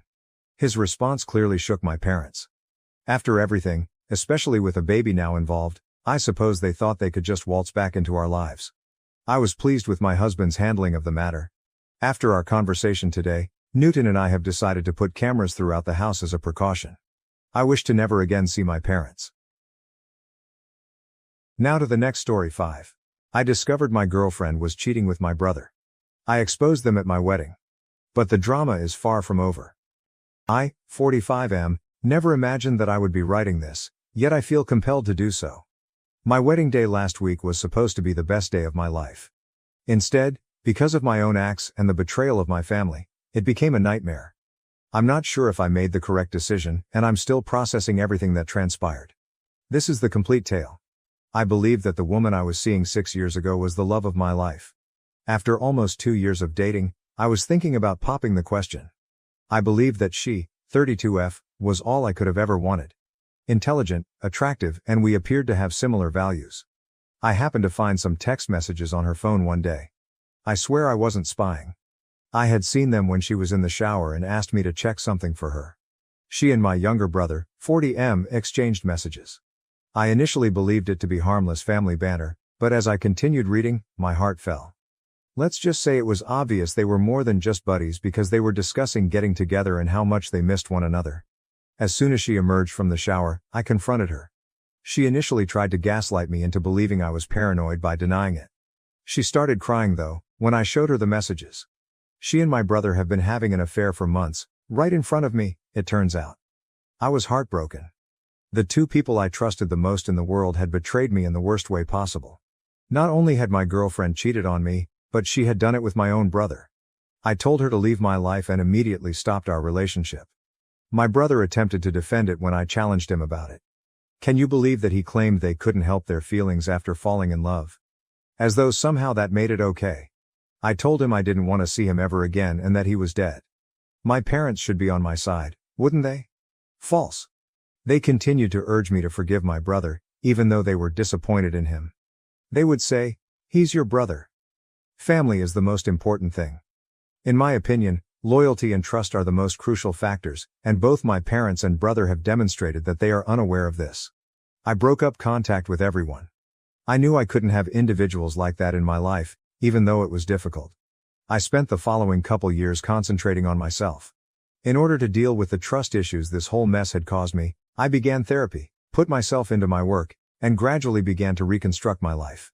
Then I met my now wife, 39F, approximately 2 years ago. She was patient, kind, and compassionate, unlike anyone I had ever encountered. She was aware of my background and my family's problems, but she never pressured me to get back in touch with them. I felt like I could trust someone again with her. The happiest moment of my life was when I proposed to her. I was thrilled to begin this new chapter as we began organizing our wedding. Naturally, neither my brother nor my parents were invited. They were no longer a part of my life, in my opinion. I did, however, inform my parents about the wedding, not because I wanted them to attend, but rather because I knew they would ultimately learn and I didn't want any trouble. I made it apparent that neither my brother nor they were welcomed. Of course, they tried to argue. My father gave me a family lecture and my mother sobbed, but I refused to back down. On the wedding day, everything went according to plan. I felt like I was finally receiving the happy ending I deserved. My wife looked stunning, and our friends were all there to support us. That is, until right before the ceremony started, my best man rushed up to me. "Your parents are here," he stated with a distressed expression. I felt like I had been punched in the stomach when they said, "And they brought your brother and his wife." Dare they? How dare they bring my brother, of all people, and arrive without invitation? I was enraged. They were supposedly unwilling to move, even after I told my best guy to tell them to leave. Barely able to control my rage, I called my father. I spat into the phone. "What the hell do you think you're doing?" He said, "Son, it's your wedding day." As though that clarified everything. "We're your family. We should be here." With a trembling voice I stated, "I made it clear you weren't invited. Especially not him." 6 years have passed, my father countered. "Don't you think it's time to let bygones be bygones? Your brother is sorry for what he did. He's married now. His wife is pregnant. Can't we just be a family again?" What I was hearing was unbelievable. Did they honestly believe that all would be forgiven if they simply showed up? That I'd throw open my arms to them? I said, "Get out," in a strong, icy tone. "All of you, get out now, or I'll have security remove you." "Don't be dramatic," my dad said. "We're already here. Just let us stay for the ceremony, for your mother's sake if nothing else." I was on the verge of losing it all when my wife showed up. She could see how unhappy I was because she had overheard a portion of the talk. "What's going on?" she inquired, her expression displaying worry. I told her what was going on, thinking she would be as upset as I was. However, my wife, always the rational one, suggested a middle ground. She answered, "Let them stay for the ceremony. It's not worth causing a scene and ruining our day. We don't have to interact with them. After the ceremony, they can leave." I understood her argument, even though I didn't like it. I did not want a family fight to be the only memory of our wedding. I agreed against my better judgment. The ceremony proceeded according to schedule. I made an effort to concentrate on my wife, our vows, and our professed love for one another.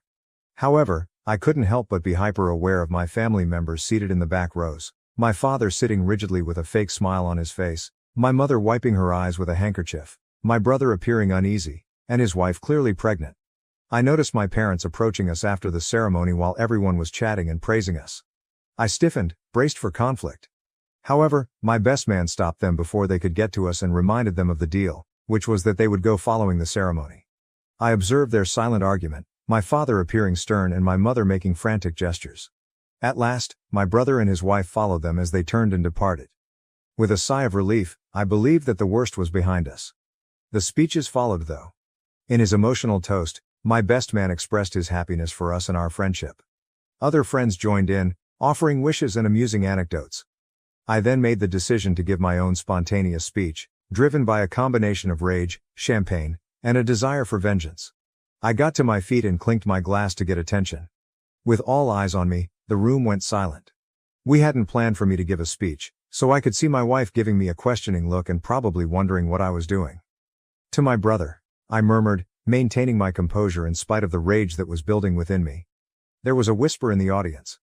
Those who were aware of my past relationship with my brother appeared perplexed, while those who were not likely found this to be a kind gesture. Adding, "My brother isn't here today. But I'd like to thank him all the same. You see, if it wasn't for him I might never have met my wife." I stopped, sipped my champagne and looked around the room. My brother and dad, who had been about to leave, had halted their journey. Their looks were a mix of fear and optimism as they stared at me. 6 years ago my brother did me a huge favor, I remarked, sarcasm leaking out of my voice. He showed me exactly the kind of person he is by having an affair with my girlfriend. Deathly silence fell in the room. I couldn't stop, even though I could see the discomfort and shock on people's faces. I was releasing years' worth of repressed hurt and rage. I went on. That betrayal taught me a lot. It taught me that the people you trust the most can hurt you the deepest. It taught me that family doesn't always mean loyalty or love. And most importantly, it set me on the path that led me to my wife.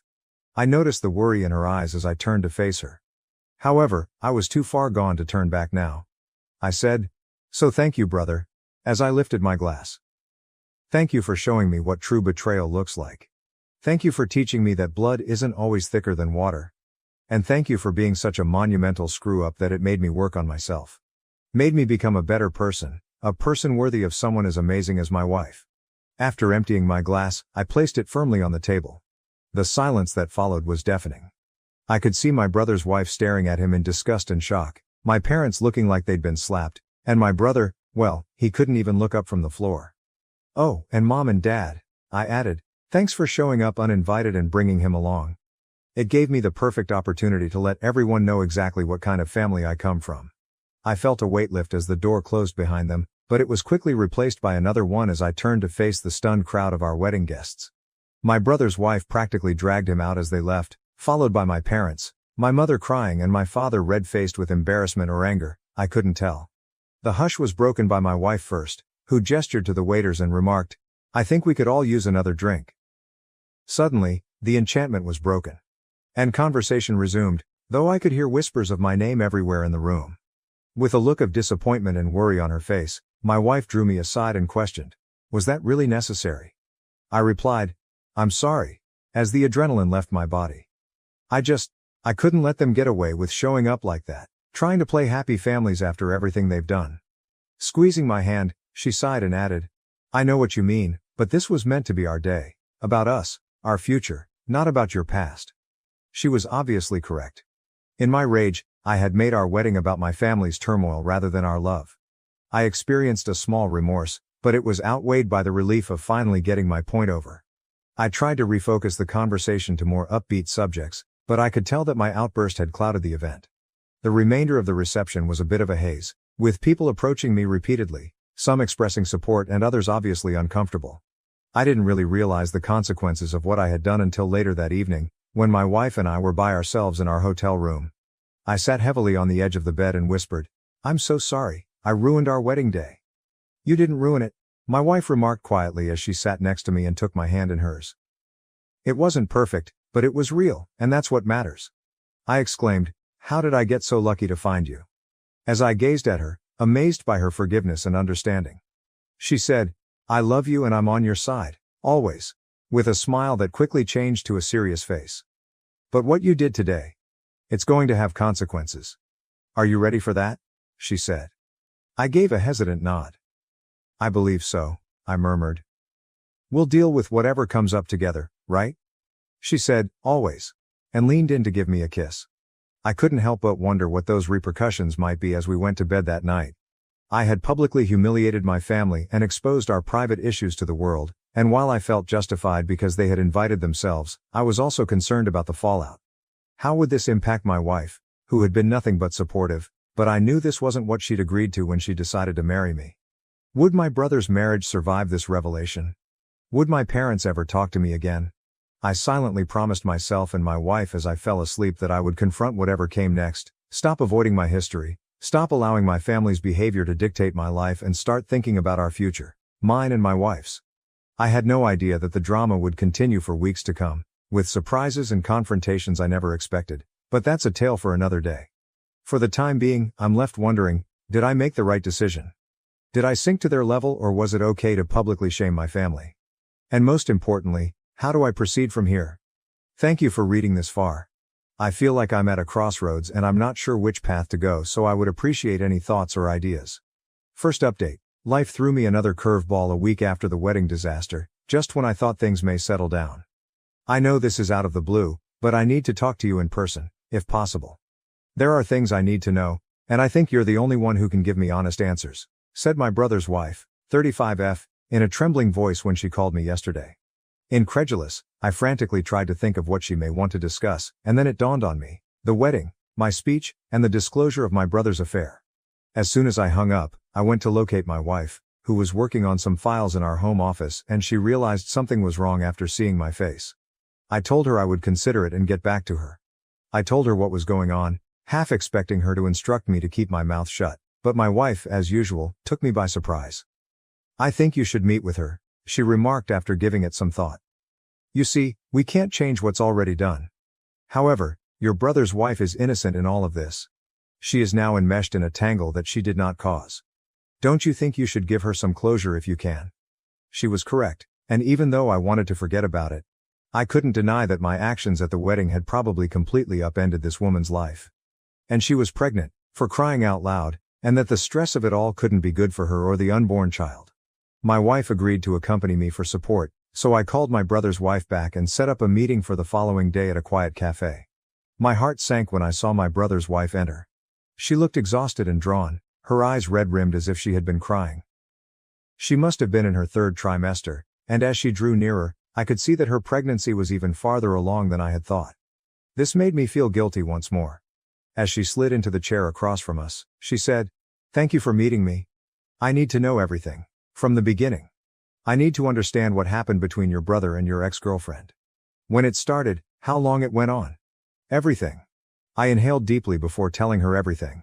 How I had discovered the messages on my ex's phone. How I had confronted them both. How they had attempted to defend it by claiming to have fallen in love. How my parents had urged me to forgive them and how I had severed all contacts with them. I kept a close eye on her expression while I spoke.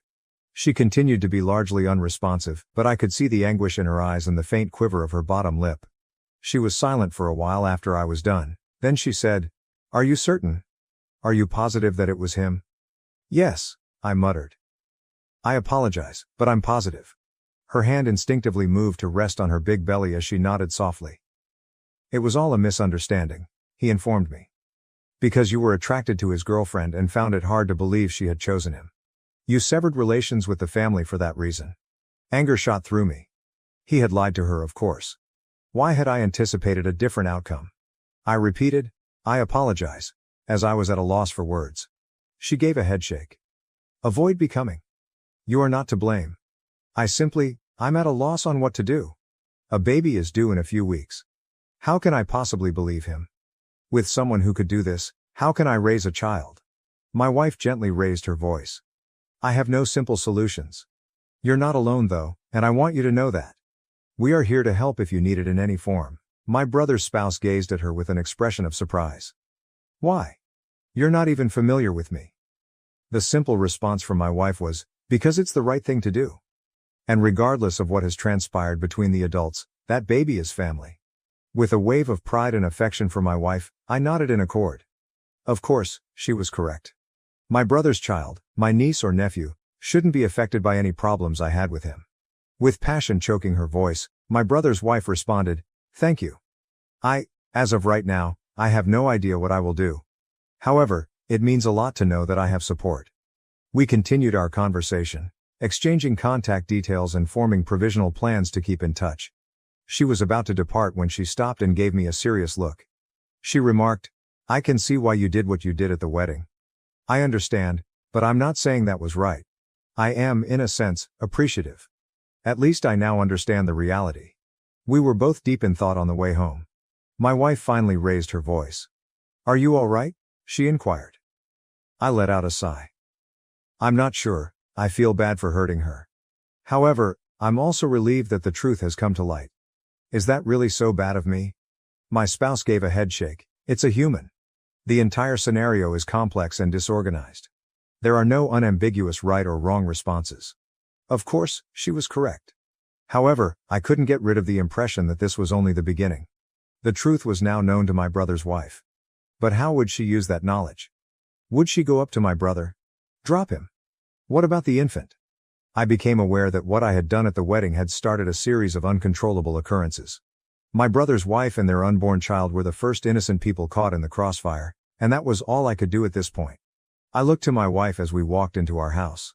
I said, "I appreciate you being here and helping me through this whole thing." She gave me a gentle kiss while grinning. "Never," she answered. "Remember that we are a team." I nodded, appreciating her steadfast assistance. At least I knew I wouldn't have to face it alone, no matter what happened next. But I couldn't stop thinking as I lay in bed that night, unable to fall asleep. What would happen tomorrow, and how many more lives would be impacted by the truth I had let loose? Second update. Since my last report 2 weeks ago, a lot has happened in the scenario. Even though I'm still processing everything, I feel obligated to tell you what has transpired. As I previously stated, my brother's wife contacted me in an attempt to get the truth about the events that transpired between my brother and my ex-girlfriend 6 years prior. I told her everything when we first met. To put it mildly, the talk was challenging. She contacted me again a week later, her voice emotional and tremulous. She said, "Can we get together again? I don't know who else to turn to, and I need to talk to someone." The following day, my wife and I met her at the same cafe. I was astonished by her appearance. I was concerned because she appeared even more worn out than previously, with pale skin and black circles under her eyes, especially considering how far along she was in her pregnancy. She began speaking as soon as she took a seat. With trembling hands she added, "I confronted him. I asked him to be honest with me, and I told him what you told me." In the hopes that my brother had finally made up his mind, I held my breath. Naturally though, that was too much to ask for. She went on, her voice hardly audible above a whisper. "He denied everything.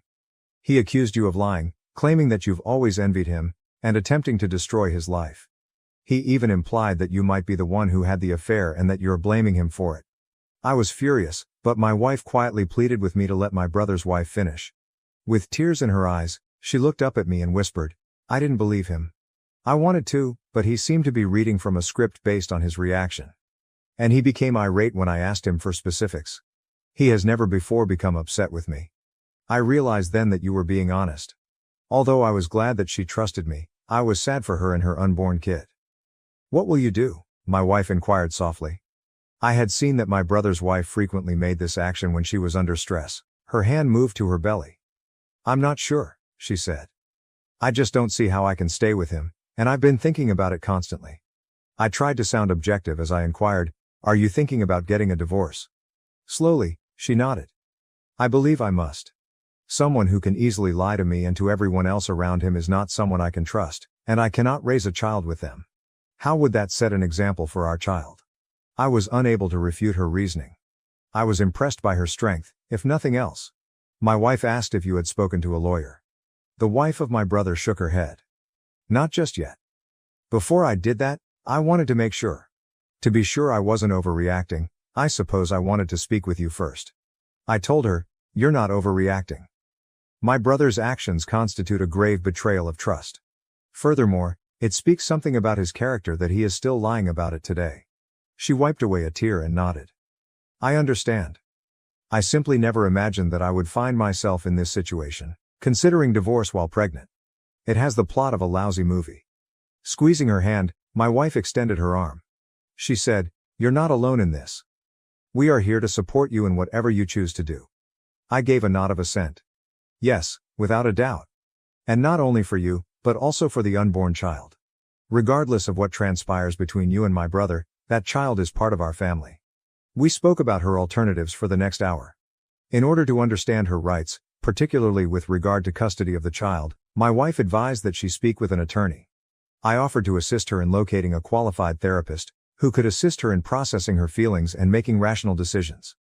My brother's wife appeared calmer and more focused as our meeting came to a conclusion. She remarked, "I believe I know what I need to do. I need to do what's best for me and my baby, even though it won't be easy."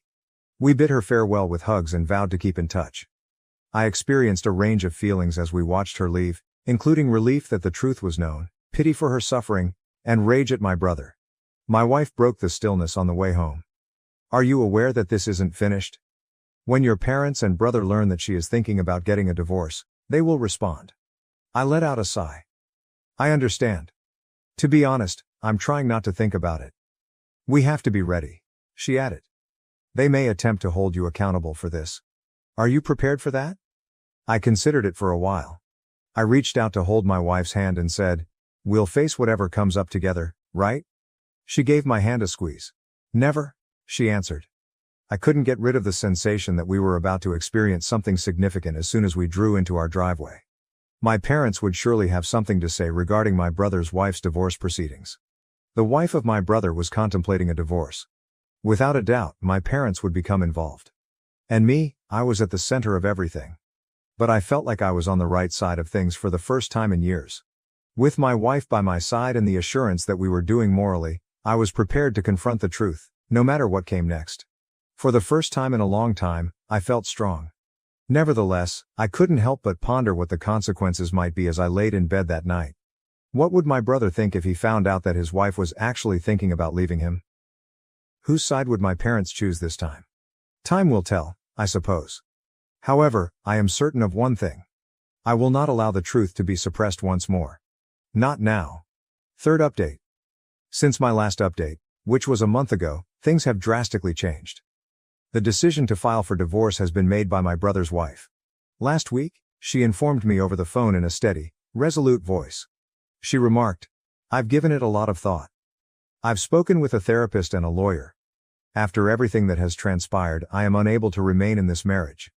I was concerned about her future, but I was also happy that she was advocating for herself. She interrupted me when I voiced my worries about her raising the child by herself. "I'm positive," she stated confidently. "I would rather handle this alone than bring up my child in a home where lies are the norm. Both of us are worthy of better." She is currently living with her parents after moving out. My brother will shortly receive the divorce papers. My father called me out of the blue 2 days after that call. This was the first time we had spoken since the wedding. He sounded exhausted as he said, "Son, we need to talk. Your sibling is in disarray. He claims that you're responsible for everything and that you have been telling his wife falsehoods." I could feel my temper building. "Dad, those aren't lies. You are aware of what he did. You've known all along." After a long silence, my father's emotionally charged voice came back. "I understand. I should have handled things differently back then. As should your mother. We were wrong to insist that you pardon him." I was taken aback. Neither of my parents had ever acknowledged their mistakes before. "My brother wasn't managing the situation well," my father continued. "He has been drinking a lot," my dad stated. "He came to our house and said that you had destroyed his life. To try to resolve everything, your mother wants to call a family meeting," he continued. "Would you think about attending?" I felt conflicted. I had a part that wanted to say no, to stop the family drama. Another aspect, though, seemed odd. I had assumed it had died years ago. Finally, I said, "I'll give it some thought, but I'm not promising anything." I shared both chats with my wife after the call. After paying close attention, she questioned, "What are you going to do?" I gave a headshake. "I'm not sure. A part of me wants to simply get rid of everything." She concluded for me, "But another part wants to go to the family meeting." I gave a nod. She believed I should go, which surprised me. She remarked, "This has been looming over your head for 6 years. Perhaps this is your opportunity to finally face it directly and put it to rest." "What if it simply exacerbates the situation?" I inquired. She answered, "Then at least you'll know you tried. And I'll be right there with you no matter what." That's the current situation. The wife of my brother is submitting a divorce petition. My sibling is going downhill. Additionally, I'm thinking of attending a family gathering that might either mend or reopen old scars. I have no idea what will occur. A part of me is afraid to face my family and all the hurt and rage that have been brewing for years. However, I also have a hopeful side. Perhaps that's a bold phrase, but I feel like my family has a chance for true honesty for the first time in years. I am confident that my wife will back me no matter what. And I know that by sticking to the truth, however difficult it may be, I'm doing the right thing. If I choose to attend the family gathering, I'm not sure if I'll provide another update. However, I would like to express my gratitude to everyone who has read these updates and provided guidance and support. Although it has been a challenging path, it has been so much easier to know that I am not alone. Good luck to me. I suspect that I will require it. Now to the next story 6. My husband confessed to having an affair with my sister. Just as I found out I was pregnant, what should I do? I am 35F, and I have been married to my spouse, Henry, 37M, for 5 years. Our marriage seemed to be going well until my spouse suddenly admitted to having an affair with my sister.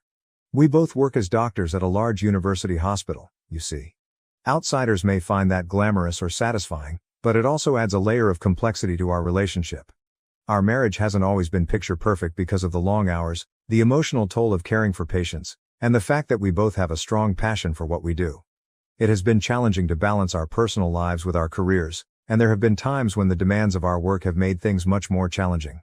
However, we were able to help one another through it all. He was my companion, and I never doubted for a moment that I would be with him for the rest of my life. Actually, I found out I was pregnant 2 months ago. Henry and I were excited to have children when we initially got married. Despite our best efforts and dreams, it simply never occurred for us. Even though we tried for a long time. We eventually came to terms with it. We gave up on making an effort, reasoning that if it was meant to be, it would come naturally. It was difficult to let go of that dream, but we put all of our effort into our relationships and occupations, believing that destiny would lead the way. I therefore refrained from drawing conclusions right away when I started getting morning sickness. A part of me assumed it might simply be work-related stress. In order to rule out the possibility, I nevertheless made the decision to take a pregnancy test. I was blown away when the test came back positive. It was such a time of great excitement and incredulity. I never imagined that I would be looking at that small test and knowing I was pregnant after all these years. Waves of emotions swept over me. And I had to take a seat to come to terms with the fact that I was pregnant. It was a mixture of wonder and happiness. My first instinct at the time was to tell Henry the news. After everything we'd gone through together, I knew how much this would mean to him. However, he was away at the time for a number of medical conferences. I chose to wait until he came back to tell him in person since this information was too crucial to convey over the phone or in a brief text message. I was aware that witnessing his response firsthand would heighten the significance of the situation. I had everything sorted out just right for the day Henry was due back from his trip. When I received the amazing news that I was expecting, I wanted to make the occasion extra special. I made lunch for us at our favorite restaurant, which we often frequented on special occasions or when we simply needed a little alone time. It was peaceful, comfortable, and stocked with all the foods we both enjoyed, so it was a place that carried many memories for us. As I thought about how this would be the beginning of a new chapter in our life, I tried to picture his reaction when I broke the news to him. However, I could tell right away that something wasn't right when I went to pick him up at the airport. Henry appeared distracted, seemingly absorbed in his thoughts. His greeting was different from his normal one. He didn't give me a warm embrace or show pleasure at seeing me after a long time apart. I could sense the disconnect in his manner, and he hardly even said hello. I attempted to dismiss it, speculating that perhaps he had been affected by the lengthy flights or the pressure of the conference. In an attempt to cheer him up and give us a chance to catch up, I brought up the reservation at our favorite restaurant. To my astonishment, however, he sighed, clearly annoyed, and suggested that we probably just go home and cancel. He sounded abrasive, as though the thought irritated him. I was surprised by his response. Since we didn't have any other important arrangements for the day, I figured that a lovely lunch would be the perfect way to help him relax. I told him that it would be better to have a brief lunch out and then go home because we would most likely wind up ordering takeout anyhow. He nodded curtly and let out an angry groan. Then, as though I hadn't been there, he resumed staring at his phone and distractedly scrolling while I took us to the restaurant. The tension between us was heavy by the time we arrived at the restaurant. Henry didn't say much as we sat down at the table. I questioned him about the conference in an attempt to start a conversation and diffuse the tension. His answers were one-word answers that didn't lead anywhere. They were brief, aloof and chilly. He was very different from that. Usually, following these excursions, he would tell tales of the individuals he encountered, the thought-provoking discussions he attended, or the novel concepts he discovered. However, he seemed to be keeping something back this time, and I couldn't help but wonder what was actually happening. To be fair, I had observed a minor change in Henry's conduct over the previous few weeks. He had begun to seem aloof before our lunch that day. Although I was a little worried, I dismissed it as the typical stress that comes with being a doctor. At first I didn't give it much thought because our professions are hard and frequently leave us exhausted both physically and psychologically. Because of the demands of our jobs, we had both experienced difficult periods in the past, so I figured this was simply another one. I kept telling myself that after his conference, he would feel better and we would return to our regular routine, and that he would finally open up after things had calmed down. However, I started to feel increasingly nervous as I sat across from him at lunch that day. Seeing him not recognize me and hardly speak. I made an effort to ignore my nervousness though. Even though we were at odds, I was anxious to inform him about the baby since I had waited long enough to do so. I hoped that by telling him about the pregnancy, he would suddenly stop worrying about whatever was hurting him and we could both enjoy this moment that would change our lives. Henry looked up from his plate just as I was getting up the nerve to tell him, just as I was ready to break the best news of our lives. He spoke in a calm, low voice, saying what I never thought I would hear. I have been unfaithful to you. I didn't really pay attention to what he said at first. For a moment I believed I had misheard the clatter of talking and clinking dishes that filled the restaurant. I laughed nervously and said, "To what?" As though he had said something incorrectly. Then he looked me in the eyes, something he hadn't really done all day, and said it again, more clearly this time, in a tone that was almost emotionless. I've been having sex with Emma, your sister. The world around me seemed to stop at that very instant. My face became numb. My sister and my husband were having an affair. Emma. My sister, of all people. I gazed at him, trying to make sense of what he had said. What do you mean? I questioned him again, even though I knew in my heart. Even though I didn't want to believe it, his expression made it obvious. He simply sat there and looked directly at me with such a detached and dispassionate air, as if this were just another truth he was stating, something trivial and unimportant. The man I believed I knew, the man I had loved and trusted for so many years, was nowhere to be seen, and there was no regret. Everything I had known, including our marriage, our relationship and even my own sister, seemed to be disintegrating before my very eyes, and I had no control over it. I could feel the sting of betrayal in the pit of my breast, and tears started to fill up in my eyes. When did it start? I questioned him in a shaky voice. I had to know. Some part of me hoped that perhaps this was all an error or misunderstanding, but I wasn't sure why. Almost casually, he started telling me about his and Emma's several months of sleeping together. With every syllable, my heart fell deeper. He clarified that it all began when Emma ended her relationship with her previous boyfriend. After the separation, she was inconsolable and had begun visiting our home regularly to get assistance. I can still clearly recall those times. In an effort to support her during such a trying time, I had invited her into our house. I believed we were aiding in her recovery since she was my sister. I had no idea, though, that Henry and Emma were growing closer behind my back in ways I could never have predicted. Yes, they had been friendly from the beginning. At the time, I really recall thinking it was wonderful that my sister and my husband got along so well. Knowing how close our family was to one another comforted me. However, I never imagined they were close, that they were sharing a bed, not even in my worst dreams. The enormity of the betrayal from both of them was too much for me to comprehend.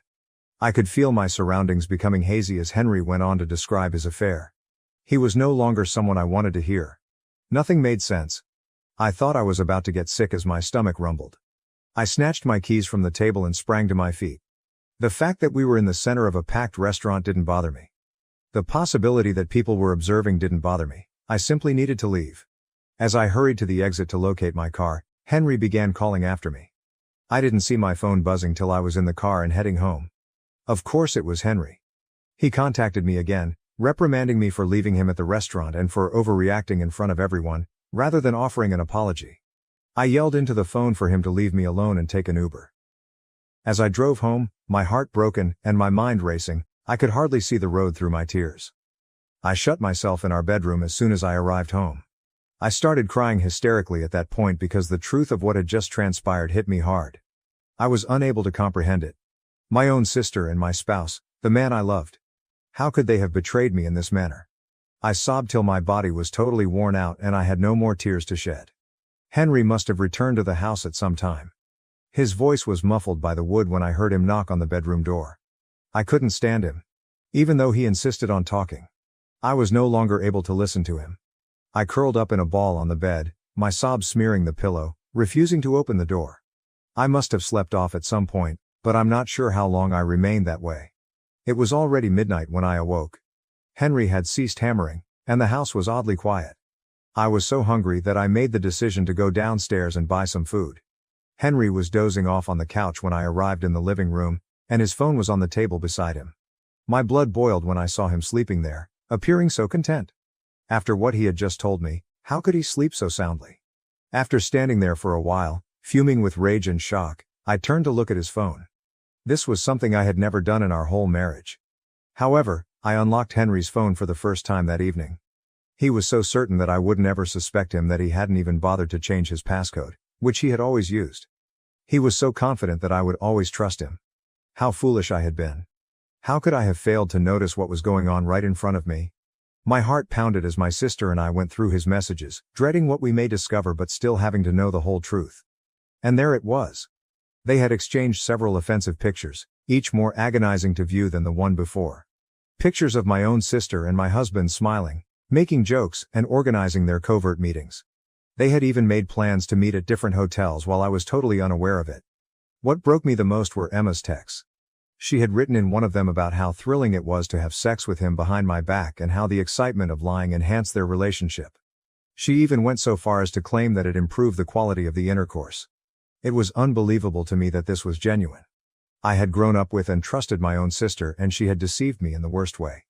And our marriage was so easily ruined by Henry, the man I had promised to be with for the rest of my life. I had to have proof of what I had witnessed, so I snapped pictures of their messages on my own phone while my hands were shaking. I went back upstairs in silence after getting what I needed. I started packing. I was aware that I couldn't live in the same house as Henry. I couldn't bring up this child with a husband who had betrayed me and so severely damaged my trust. In an attempt to keep myself together, I packed a few necessities in a bag, but my hands trembled with each thing I put in and my heart was racing. After finishing, I drove directly to my parents' home, which was located in a different town. My parents were shocked to see me when I got to their house, but I couldn't tell them anything straight away. Fortunately, they didn't ask many questions that evening. I simply told them that I needed to remain with them for a bit. I've been residing with my parents ever since that evening. Yes, I am in the process of ending my relationship with Henry. After all of this, I haven't spent any time in getting a divorce. After being betrayed, there is no turning back. After learning of everything, my parents are also incensed and have cut Emma off entirely. She is no longer welcome in our family, and they are ashamed of what she did. Emma has repeatedly called me to express her regret, saying that it was all a big mistake. However, I'm not sure if I'll ever be able to forgive her. Ironically, Henry's family has been incredibly supportive, especially given that their own kid is to blame for this problem. They made it apparent that they were extremely disappointed in him as soon as they learned of his adultery. They have made a strong stand and disapprove of what he has done. He has been informed that they will not allow my sister into their family. They haven't tried to hide their distaste. It's as if they now recognize Henry for who he really is. Update. Since many of you have been inquiring about the nature of my connection with Emma and the reasons behind my sister's actions against me, let me clarify a few things. What can I say? Throughout our childhood, we had what I believe to be a typical sibling connection. Our parents loved us both equally, and none of us was the golden child of the family. There were never any serious arguments or jealousies between us. This stings even more because I have always loved my sister no matter what. I honestly worried about her when she went through her breakup 6 months ago. I am not blind to the irony that Emma's ex was discovered cheating on her with a coworker. I wanted to be there for her as her big sister because she was in complete despair. To help her recover and get back on her feet, I proposed that she remain with us for a bit. Remembering how she would confide in me about her trust concerns following her breakup is what's really getting to me right now. While she was sleeping with my husband, she would sob on my shoulder and tell me that she could never contemplate doing to someone what her ex had done to her. There are simply no adequate words to describe the degree of manipulation. Emotionally, the pregnancy has been challenging. I am reminded to share these events with my husband whenever I have a doctor's appointment or develop a new ailment. I'm dealing with this alone instead. Well, not totally alone. My parents have been amazing, and a few of my hospital co-workers have really come through for me. The impact this has had on our work lives is unexpected. Fortunately, Henry and I work in different departments at the same hospital. News of what transpired spread really quickly, and although most individuals have been professional, it's obvious whose side they support. Emma's response to everything has been especially startling. She appears to be very shocked that our parents have interrupted her. She continues to send them lengthy emails in which she emphasizes the importance of family unity and how she is still their daughter. After she made the terrible decision to betray her own sister, Mom eventually lost it and responded to Emma, telling her that yes, family should be together, which is precisely why they are supporting me. I appreciate how supportive Henry's family has been. In particular, his mother has been amazing. She has made it plain that I will always be a member of their family, regardless of what happens with Henry, and she calls me frequently to see how I and the baby are doing. She told me that she is really ashamed of her son's behavior and that she taught him better than this. Concentrating on my child is what's enabling me to proceed. Every time I see them on an ultrasound or feel them move, it serves as a reminder that even the most dire circumstances can yield something lovely. Even though I'm still afraid of becoming a single mother, I know it's preferable to remaining in a marriage with someone who could completely deceive me. After learning about my pregnancy, I'm relieved Emma broke up with Henry. Unfortunately, he lost her as well. The man had the gall to end our marriage in the hopes of getting away with a younger me. Naturally, this does not imply that I will ever forgive Emma, but I am relieved that Henry is now alone. I'm taking each day as it comes for the time being. Despite all the stress, I'm attempting to concentrate on keeping my pregnancy healthy while the divorce proceedings proceed. I'm thankful to everyone who has helped me along the way, and I'm gradually realizing that sometimes the family you select is more resilient than the one you were born into. I have no idea what the future may bring, but I do know that my child and I both deserve better than what Henry and Emma did to us. Update 2: Henry made the decision to visit my parents' house once more in an attempt to make things better, but this time the situation worsened. He began by attempting to persuade me to reconcile. He explained to me that parents must occasionally give up something for their kids. He continued by saying that our child deserved to have two parents rather than just one. However, I had had enough of this story. I told him straight out that he didn't even *1* this baby until recently. For heaven's sake, he had wished for me to miscarry. And all of a sudden, he's talking about the value of sacrifice and family. He attempted to change his mind when I threw that in his face, claiming that perhaps he would change his mind after holding the kid. Like all his previous promises, his words were empty. I confronted him directly. He had an affair with my sister. We had almost little possibility of ever reconciling. However, Henry chose to turn the tables on me rather than take accountability. He began to blame me for his affair, claiming that I was constantly preoccupied with work and that I had not shown him affection for months. This was typical Henry, always attempting to place the blame elsewhere and make me feel responsible for his treachery. Before we were married, he was well aware of who I was. Before we met, we had worked together for years, so why was he acting so startled now? He began complaining about Emma at that point.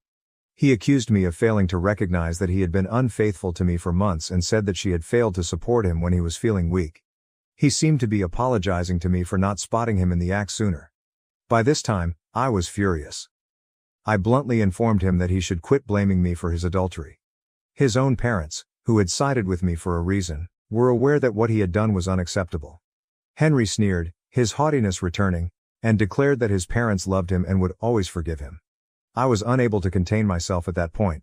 I was honest with him, telling him that his parents had already chosen to deny him his inheritance and were done with him. Furthermore, our infant was receiving all of that money rather than him. When he realized, I saw his face fall apart. He was speechless for the first time since it all started. In a moment, his typical self-assurance and smugness disappeared. To be honest, I did get a sense of fulfillment from seeing him consider the repercussions of his behavior. He began screaming at me, calling me nasty and vile for ruining his life and expressing his regret that he had cheated on me earlier. Since this whole argument was becoming meaningless, I simply shook my head and requested him to go. Henry then became quite near to me and began yelling, which really unnerved me. At this time my parents, who had attempted to keep me in the other room, heard Henry's loud statements and came out to see how I was doing. My dad quickly came over and yanked Henry away when he realized that he was only inches from my face and that I was flinching. I saw my father strike Henry across the face. At first, Henry was confused and unable to comprehend what had just transpired. Then my dad, who was much taller than him, took hold of his collar, pulled him out, and pushed him out the door. I heard my father threatening him aloud that it would be his last day on earth if he ever revealed his face to us again. Henry has been completely silent for days after that. I suppose everything has really shook him up. Now that he hasn't texted or called, I can finally relax. I'm so appreciative that my father defended me, and I'm eager to get a divorce from this awful man and permanently end this phase of my life. Update 3. My previous update was 8 months ago. For those who have been following my journey, I just wanted to let you know how things are doing. Regarding my pregnancy, my daughter is doing well after I gave birth. In addition to continuing to see me, Henry's parents have established a trust fund for her. They have cut Henry off from the family and don't want anything to do with him. I have full custody of my child and have finally achieved the divorce I desired. For the time being, Henry's only duty is to pay child support. He paid a large amount of alimony because of his affair, but he didn't argue with me about anything during the divorce process. Henry made an effort to portray himself as a changed guy who merited partial custody during the custody proceedings. The judge, however, was unimpressed when his own parents testified about his actions and offered proof of his early rejection of the pregnancy, including his terrible yearning for a miscarriage. The best gift Emma could have given me after everything she did for me is that, although she still occasionally texts me, she hasn't disturbed me much overall. She attempted to get in touch with someone last month via a common friend, stating that she was interested in seeing her niece. I quickly shut that down. Despite being the biological aunt of my kid, she forfeited her right to participate in our lives when she decided to have an affair with my husband. The actual birth was a touching event. In fact, my mother and Henry's mother were in the delivery room with me. She swore to make sure her granddaughter would always know she was loved, despite her father's actions, and it was a wonderful moment as she held her for the first time. By making frequent visits and being the kind of grandma every child deserves, she has fulfilled her commitment. The most lovely thing that has emerged from this entire catastrophe is my kid. Fortunately, she doesn't look much like Henry, and she has my eyes. Every significant event, like her first giggle or grin, serves as a reminder that leaving was the right choice.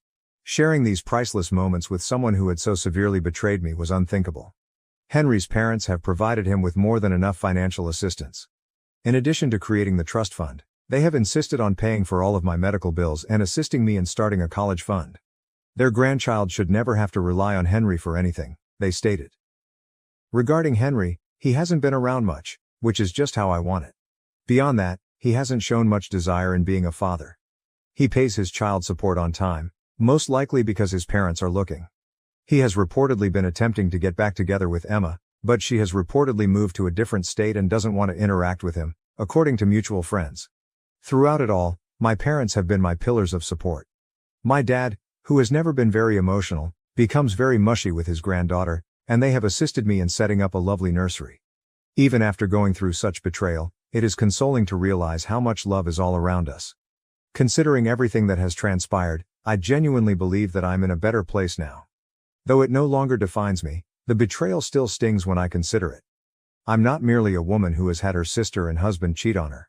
In addition to being a mother and a successful doctor, I reconstructed my life according to my own standards. I'm concentrating on my daughter's development and our new life together for the time being. Although it's not the life I had in mind, it's better than I could have ever dreamed of when I was attempting to work things out with Henry. Now to the next story 7. Tricked into buying a house for my sister, I finally stopped being the family ATM and took back control of my life. This story has been consuming me for the past few months and I, 32M, need to tell it. It tells the story of how my parents tricked me into purchasing a home for them, then gave it to my younger sister Perry, 29F, and what transpired when I finally had enough. Be advised that this is a lengthy and intricate tale of financial exploitation, family deception, and ultimately defending oneself. My family had to constantly balance their finances when I was growing up. Even though we weren't impoverished, there was always a tension that was related to money. You could call my dad, 58M, a serial entrepreneur, but none of his business endeavors ever truly took off. He constantly pursued the next great chance, jumping from job to job. He would be selling life insurance one month, certain that he would succeed in the field, and then attempting to launch a home remodeling company the next, despite his lack of experience. Every new endeavor had the same cycle: initial enthusiasm, mounting annoyance, and unavoidable failure. The perpetual optimist, Mom, 55F, consistently supported Dad's decisions. She would say to us over dinner, "Your father is a visionary," just after he had left another secure career to take a chance on a dangerous project. He only needs one significant break. To keep us afloat, she took on part-time jobs, but her true job was to keep up this facade of normalcy while our financial circumstances were anything but. My sister Perry and I had a very different dynamic. I was chosen at a young age to be the family's savior and their key to a brighter future. I used this lens to examine every choice I made. I recall wanting to join the school band when I was 14 years old. My parents sat me down for a serious conversation about how the computer club would appear better on college applications, rather than encouraging my passion in music. My parents, who somehow always found money we purportedly didn't have, paid for Perry's art classes one month and her dance lessons the next, allowing her to follow whatever whimsy interests she had. In high school, the pressure increased significantly. I kept my GPA at 4.0 because it was considered bad, not because I was inherently smart. You would think I had committed a heinous sin after I received an A in AP Physics one semester. For days, my father would only talk to me when he made scathing remarks about how mediocrity isn't an option for someone who needs to support their family. Teenagers need to express themselves, Mom said dismissively when Perry skipped 3 days of school that week to spend time with her pals. Perry was finding herself, and I spent my high school years in this pressure cooker of expectations. I was supposed to create a thorough financial success strategy. Perry would easily go in beyond curfew without any repercussions, whereas I would study until 2 in the morning while fueled by energy drinks and anxiousness. It was a sharp contrast. The traditional education system just doesn't suit her learning style, was the response given to Perry's run of D's and F's, while my B+ in calculus prompted a family conference regarding my declining standards. My parents made it apparent that my only choice when it came time for college was tech school, not because it fit with my hobbies, they never inquired about those, but rather because it provided the quickest path to a well-paying career. At every stage, they made sure I realized the extent of their sacrifice by taking out loans and spending down what little savings they had. Mom used to say, "We're eating ramen so you can have a future." But oddly, there was always money for Perry's newest pastime or adventure. Tech school was harsh due to the continual pressure from home as well as the challenging homework. I lived on the cheapest possible diet, worked part-time at a computer repair business in between classes, and was constantly reminded of my parents' investment in me. Every phone conversation featured an update on their financial difficulties as well as overt clues about when I might be able to reimburse them. Perry, meanwhile, left high school during her last year. In fact, my parents applauded her choice rather than the drama I would have experienced. "Not everyone is cut out for school," they stated. "She is courageous for pursuing her own goals." She spent the following years exploring her options, which included working as a barista, store clerk, dog walker, and yoga instructor trainee, all of which were part-time positions that lasted no longer than a few months. Until she eventually quit because it wasn't fulfilling her soul, every new job she took was hailed as her genuine calling. I was hired by a burgeoning tech startup after I graduated from computer school. Although the pay wasn't particularly noteworthy by industry standards, it was more than my family had ever received. I recall phoning my parents to break the news, hoping for a single unadulterated moment of joy. Rather, Dad started figuring out how much I could give them per month right away, and Mom started making a list of all the bills they needed assistance with. To save money, I moved into a small apartment with 2 roommates. Although it wasn't ideal, I was earning enough money to buy a home of my own. I felt compelled to live simply in order to support my parents. I tried to balance their needs with my student loan payments and other living expenditures by sending them money each month. However, it was never sufficient. Dad would call with a remorseful speech about how they had given up everything for my schooling if I didn't send an extra month. My work became my haven. I poured myself into projects, gained a reputation for solving challenging issues, and began to advance in the company. Every bonus or promotion ought to have been a triumph, but instead they served as further sources of pressure. "So, you'll be able to help us more now, right?" was the constant inquiry, rather than "Are you proud of yourself?" or "What are your goals?" Perry's pattern of irregular employment and snap judgments persisted. When things went apart, she would return home after living with friends. She would enroll in online classes but stop midway through. Our parents were understanding and supportive of every setback. Despite the fact that she was well into her 20s, they would exclaim, "She's still young. She simply hasn't discovered her calling yet." What I assumed would be a typical Sunday meal at their rental apartment was actually the pivotal moment. Although I had been picking up on more clues than usual regarding their financial difficulties, I wasn't ready for what happened next. After all these years of investing in the family's future, Dad began to talk about how tired they were of renting, how their landlord was raising the rent once more, and how they needed a place of their own. The directness still took me by surprise, even though I understood where this was going. "Honey, we've been thinking," Mom replied, reaching across the table and taking my hand. "We've given up so much for you to reach this point, and you're doing fantastically now. Do you not think it's time to assist us in purchasing a home?" They let go of years' worth of pent-up guilt when I revealed that I was struggling to pay my own rent and save for the future. Dad talked about how they could have invested in me rather than saving for retirement. Mom sobbed as she talked about how all they wanted in their last years was stability. Perry, who was residing with them at the time, said that I was living comfortably while our parents were having financial difficulties. Months passed during the pressure campaign. They casually mentioned places they had seen in every phone conversation. Dad would share tales of their friends' kids who had done right by their parents, by purchasing properties, while Mom would email ads, just to look at. Perry even got involved, writing to me to say that after everything our parents had done for me, they deserved this one thing. Despite my best efforts, I was susceptible to their manipulation due to decades of indoctrination. The guilt became too much. Their age, their sacrifices, and their need for stability would keep me up at night. Though years of familial dynamics are difficult to overcome, my therapist, yes, I did finally start seeing one, warned me about setting limits. I finally gave in after months of psychological combat. I persuaded myself that this was the proper thing to do even though I had saved up a respectable sum for a down payment, money that ought to have gone toward my own future. The guilt trips would end once they had a home, I promised myself. At last, they would be content and I could begin to concentrate on my own life. I purchased a basic 3-bedroom home in a quiet neighborhood, nothing extravagant. The monthly payments were difficult, but I reasoned that if I kept up my thrifty lifestyle and lived with roommates, I could manage. Everything appeared to be going well for the first several months. My parents were ecstatic, telling friends and relatives how well their son had done them and showing off their home. However, the requests increased rather than decreased. They wanted to landscape the backyard because the neighbors would judge us, and they required new furniture because the old stuff doesn't seem right in this magnificent house. Every request was accompanied by the same old guilt trip. "After everything we've done for you." I continued to pay my mortgage, sending more when I could in an effort to pay it off sooner. I convinced myself that it was worthwhile to provide my parents with the security they had never had, even if I was still living with roommates and putting my own life on hold. They began discussing how nice it would be for Perry to have a secure location close by, and they made casual references to how she was assisting them in settling in, but I chose to ignore the warning flags. In hindsight, I ought to have anticipated this.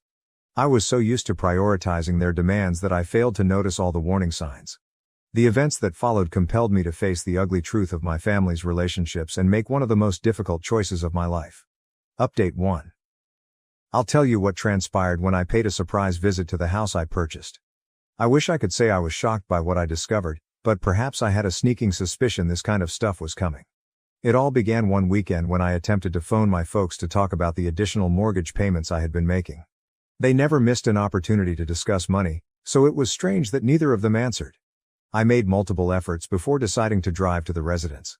Everything changed because of what I discovered there. Wearing pajamas as if she owned the home, Perry answered the door.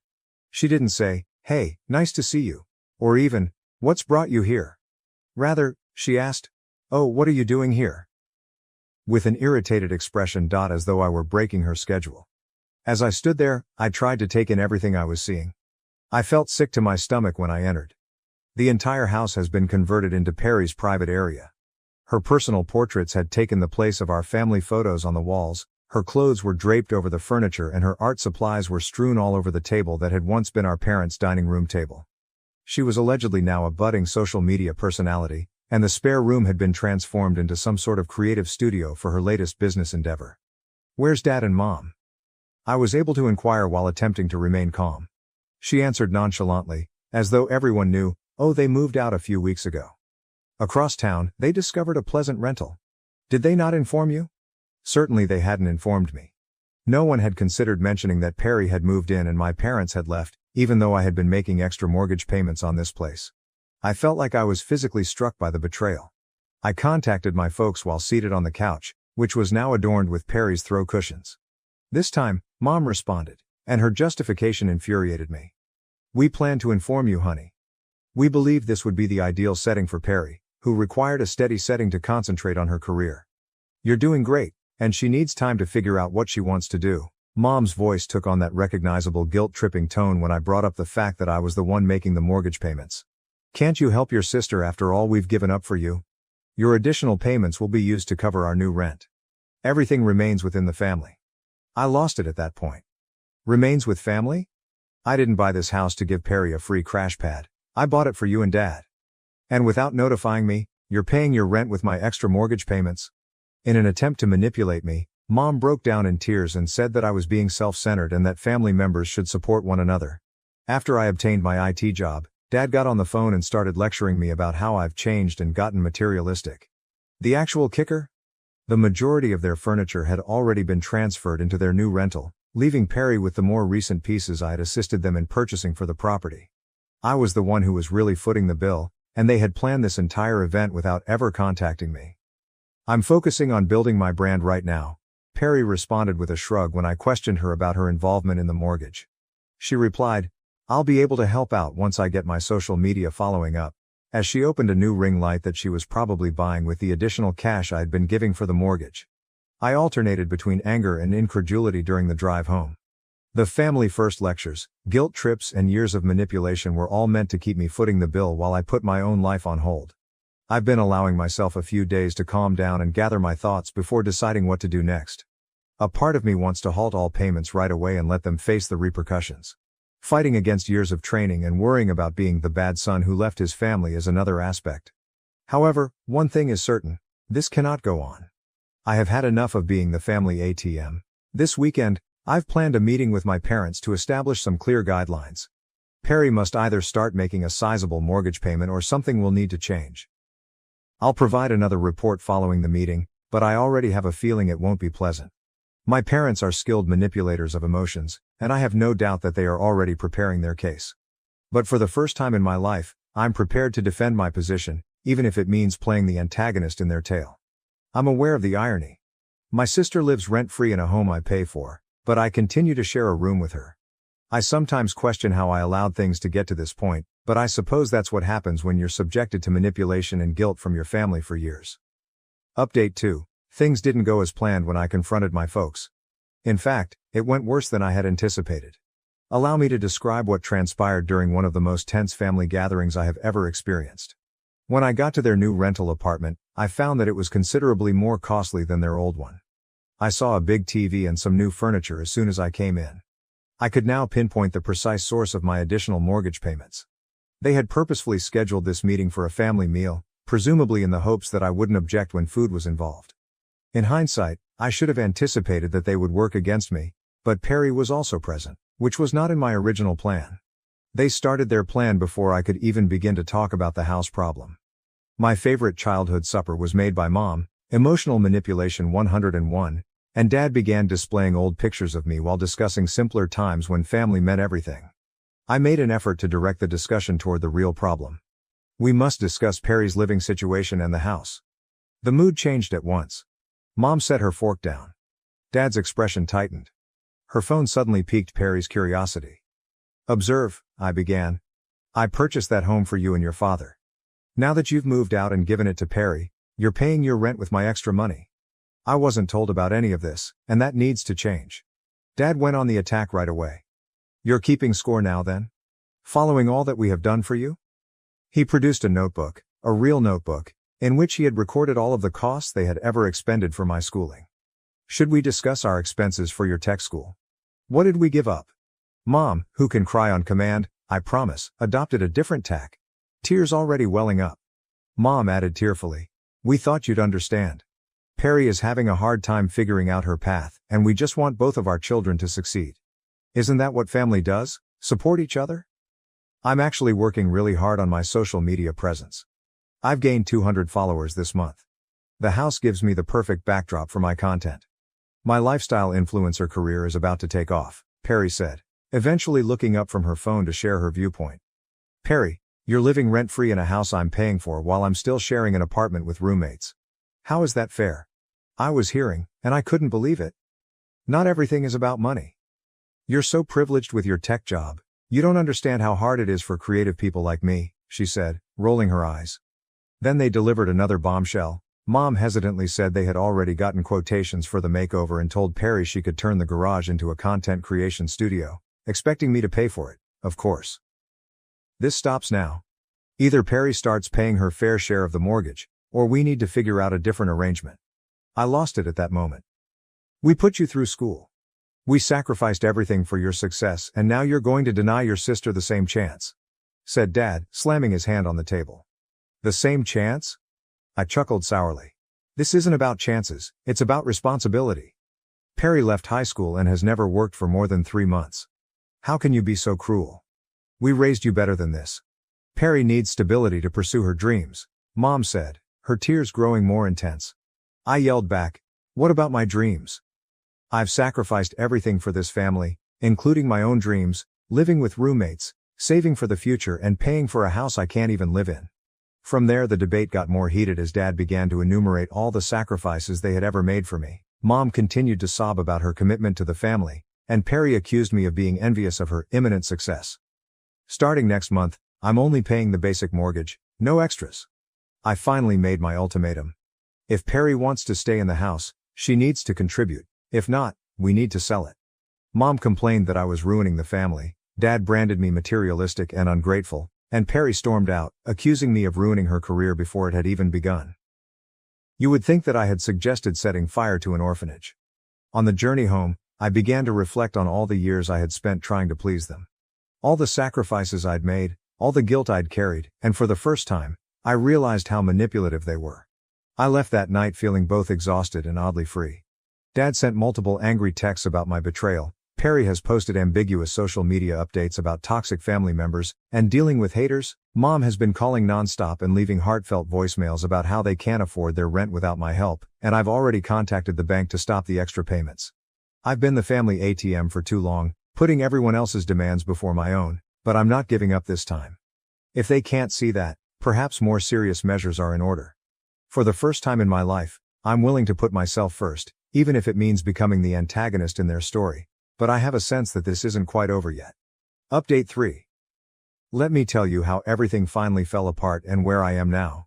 Following that final encounter, I took the most difficult decision of my life. I stopped making mortgage payments altogether. My phone exploded in the first week after I stopped making payments. I received 47 calls from Mom, 23 from Dad, and even messages from Perry on every social media site imaginable.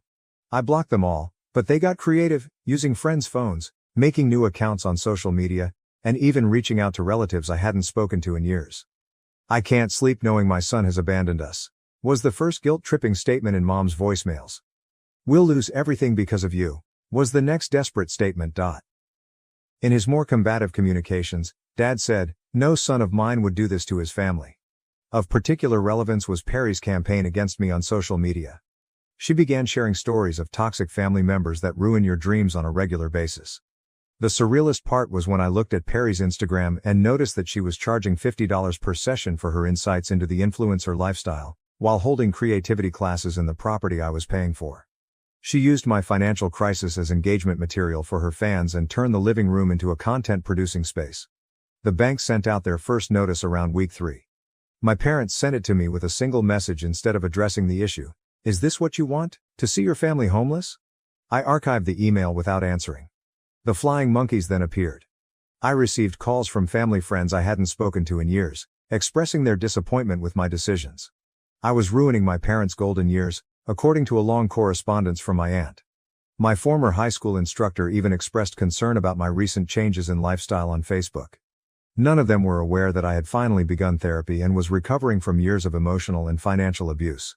My therapist assisted me in realizing that my family had established a situation in which I was always in charge of everyone's welfare except for my own. Perry's Rise Above Surviving Family Betrayal podcast, which was taped in a house I purchased, was the true turning point. The first episode focused on her affluent tech bro brother's jealous attempts to crush her goals. In fact, she was able to garner a modest following from those who understood her plight. The bank's notices grew more serious after the second month. My parents changed strategies and sent me pictures of homes they were considering, all of which were far less expensive than the rental they were renting at the time. Mom texted from a different number, "See, we're trying to compromise." However, I saw that Perry had not yet been asked to help or find a space of her own. Perry hosted a farewell to my dream space broadcast, complete with theatrical monologues about overcoming adversity, in response to the approaching foreclosure. For her emergency relocation fund, she even created a GoFundMe page, carefully omitting the fact that she had never made any payments on the residence. Finding out that Perry had been renting out one of the rooms to another content provider and keeping the money for himself was the last straw. This came after Mom had called me in tears, explaining that they were unable to make any mortgage contributions. Perry had to quickly relocate her content development business back to our parents' rental when the bank eventually gained ownership of the house. She took care to record everything for her fans, portraying herself as a victim of uncontrollable events. I found it ironic that she never mentioned the true source of the house's funding. Dad gave me a final call, which I did answer. His voice was low, almost defeated rather than the rage I had anticipated. He remarked, "We really thought you'd cave. We never thought you'd actually let the house go." I learned all I needed to know about their perception of me from that admission. They saw me not as a son but as a steady source of revenue that they could control whenever they wanted. The fallout has been easier and harder than I anticipated. More difficult since there is a gap when you break off communication with your entire family, no matter how toxic they may be. It's easier since I'm solely accountable to myself for the first time in my adult life. I currently live in my own apartment. Though small, it belongs to me. Every choice I make is for my own future, not to satisfy the needs or desires of others. I'm finally considering purchasing a home for myself, this time just for me, as my savings account continues to increase. The family still makes an effort to get in touch now and again. Mom sends guilt-ridden, subtly accusatory holiday cards. Articles regarding unappreciative kids are emailed by Dad. Based on the drama in our family, Perry has reportedly remade herself as a trauma healing counselor. However, I'm finished. The sale of the house was about more than simply real estate. It was about escaping a lifetime of shame and exploitation. I've finally come to terms with the fact that sometimes establishing limits means playing the bad guy in someone else's tale. It's never too late to quit burning yourself alive to keep others warm if you're in a similar circumstance. The manipulation is more difficult than the guilt. But it's your life to live. Avoid waiting as long as I did to come to that realization. I want to thank everyone for their warm reactions and tremendous support. I learned from reading your comments that I'm not the only one who has to deal with financial exploitation in the family. I was strengthened by the accounts of so many of you who had gone through similar things. This community has been really encouraging and reassuring. Thank you for watching. If you haven't subscribed yet, please do so and hit the notification bell to stay updated with more shocking real-life stories happening around you.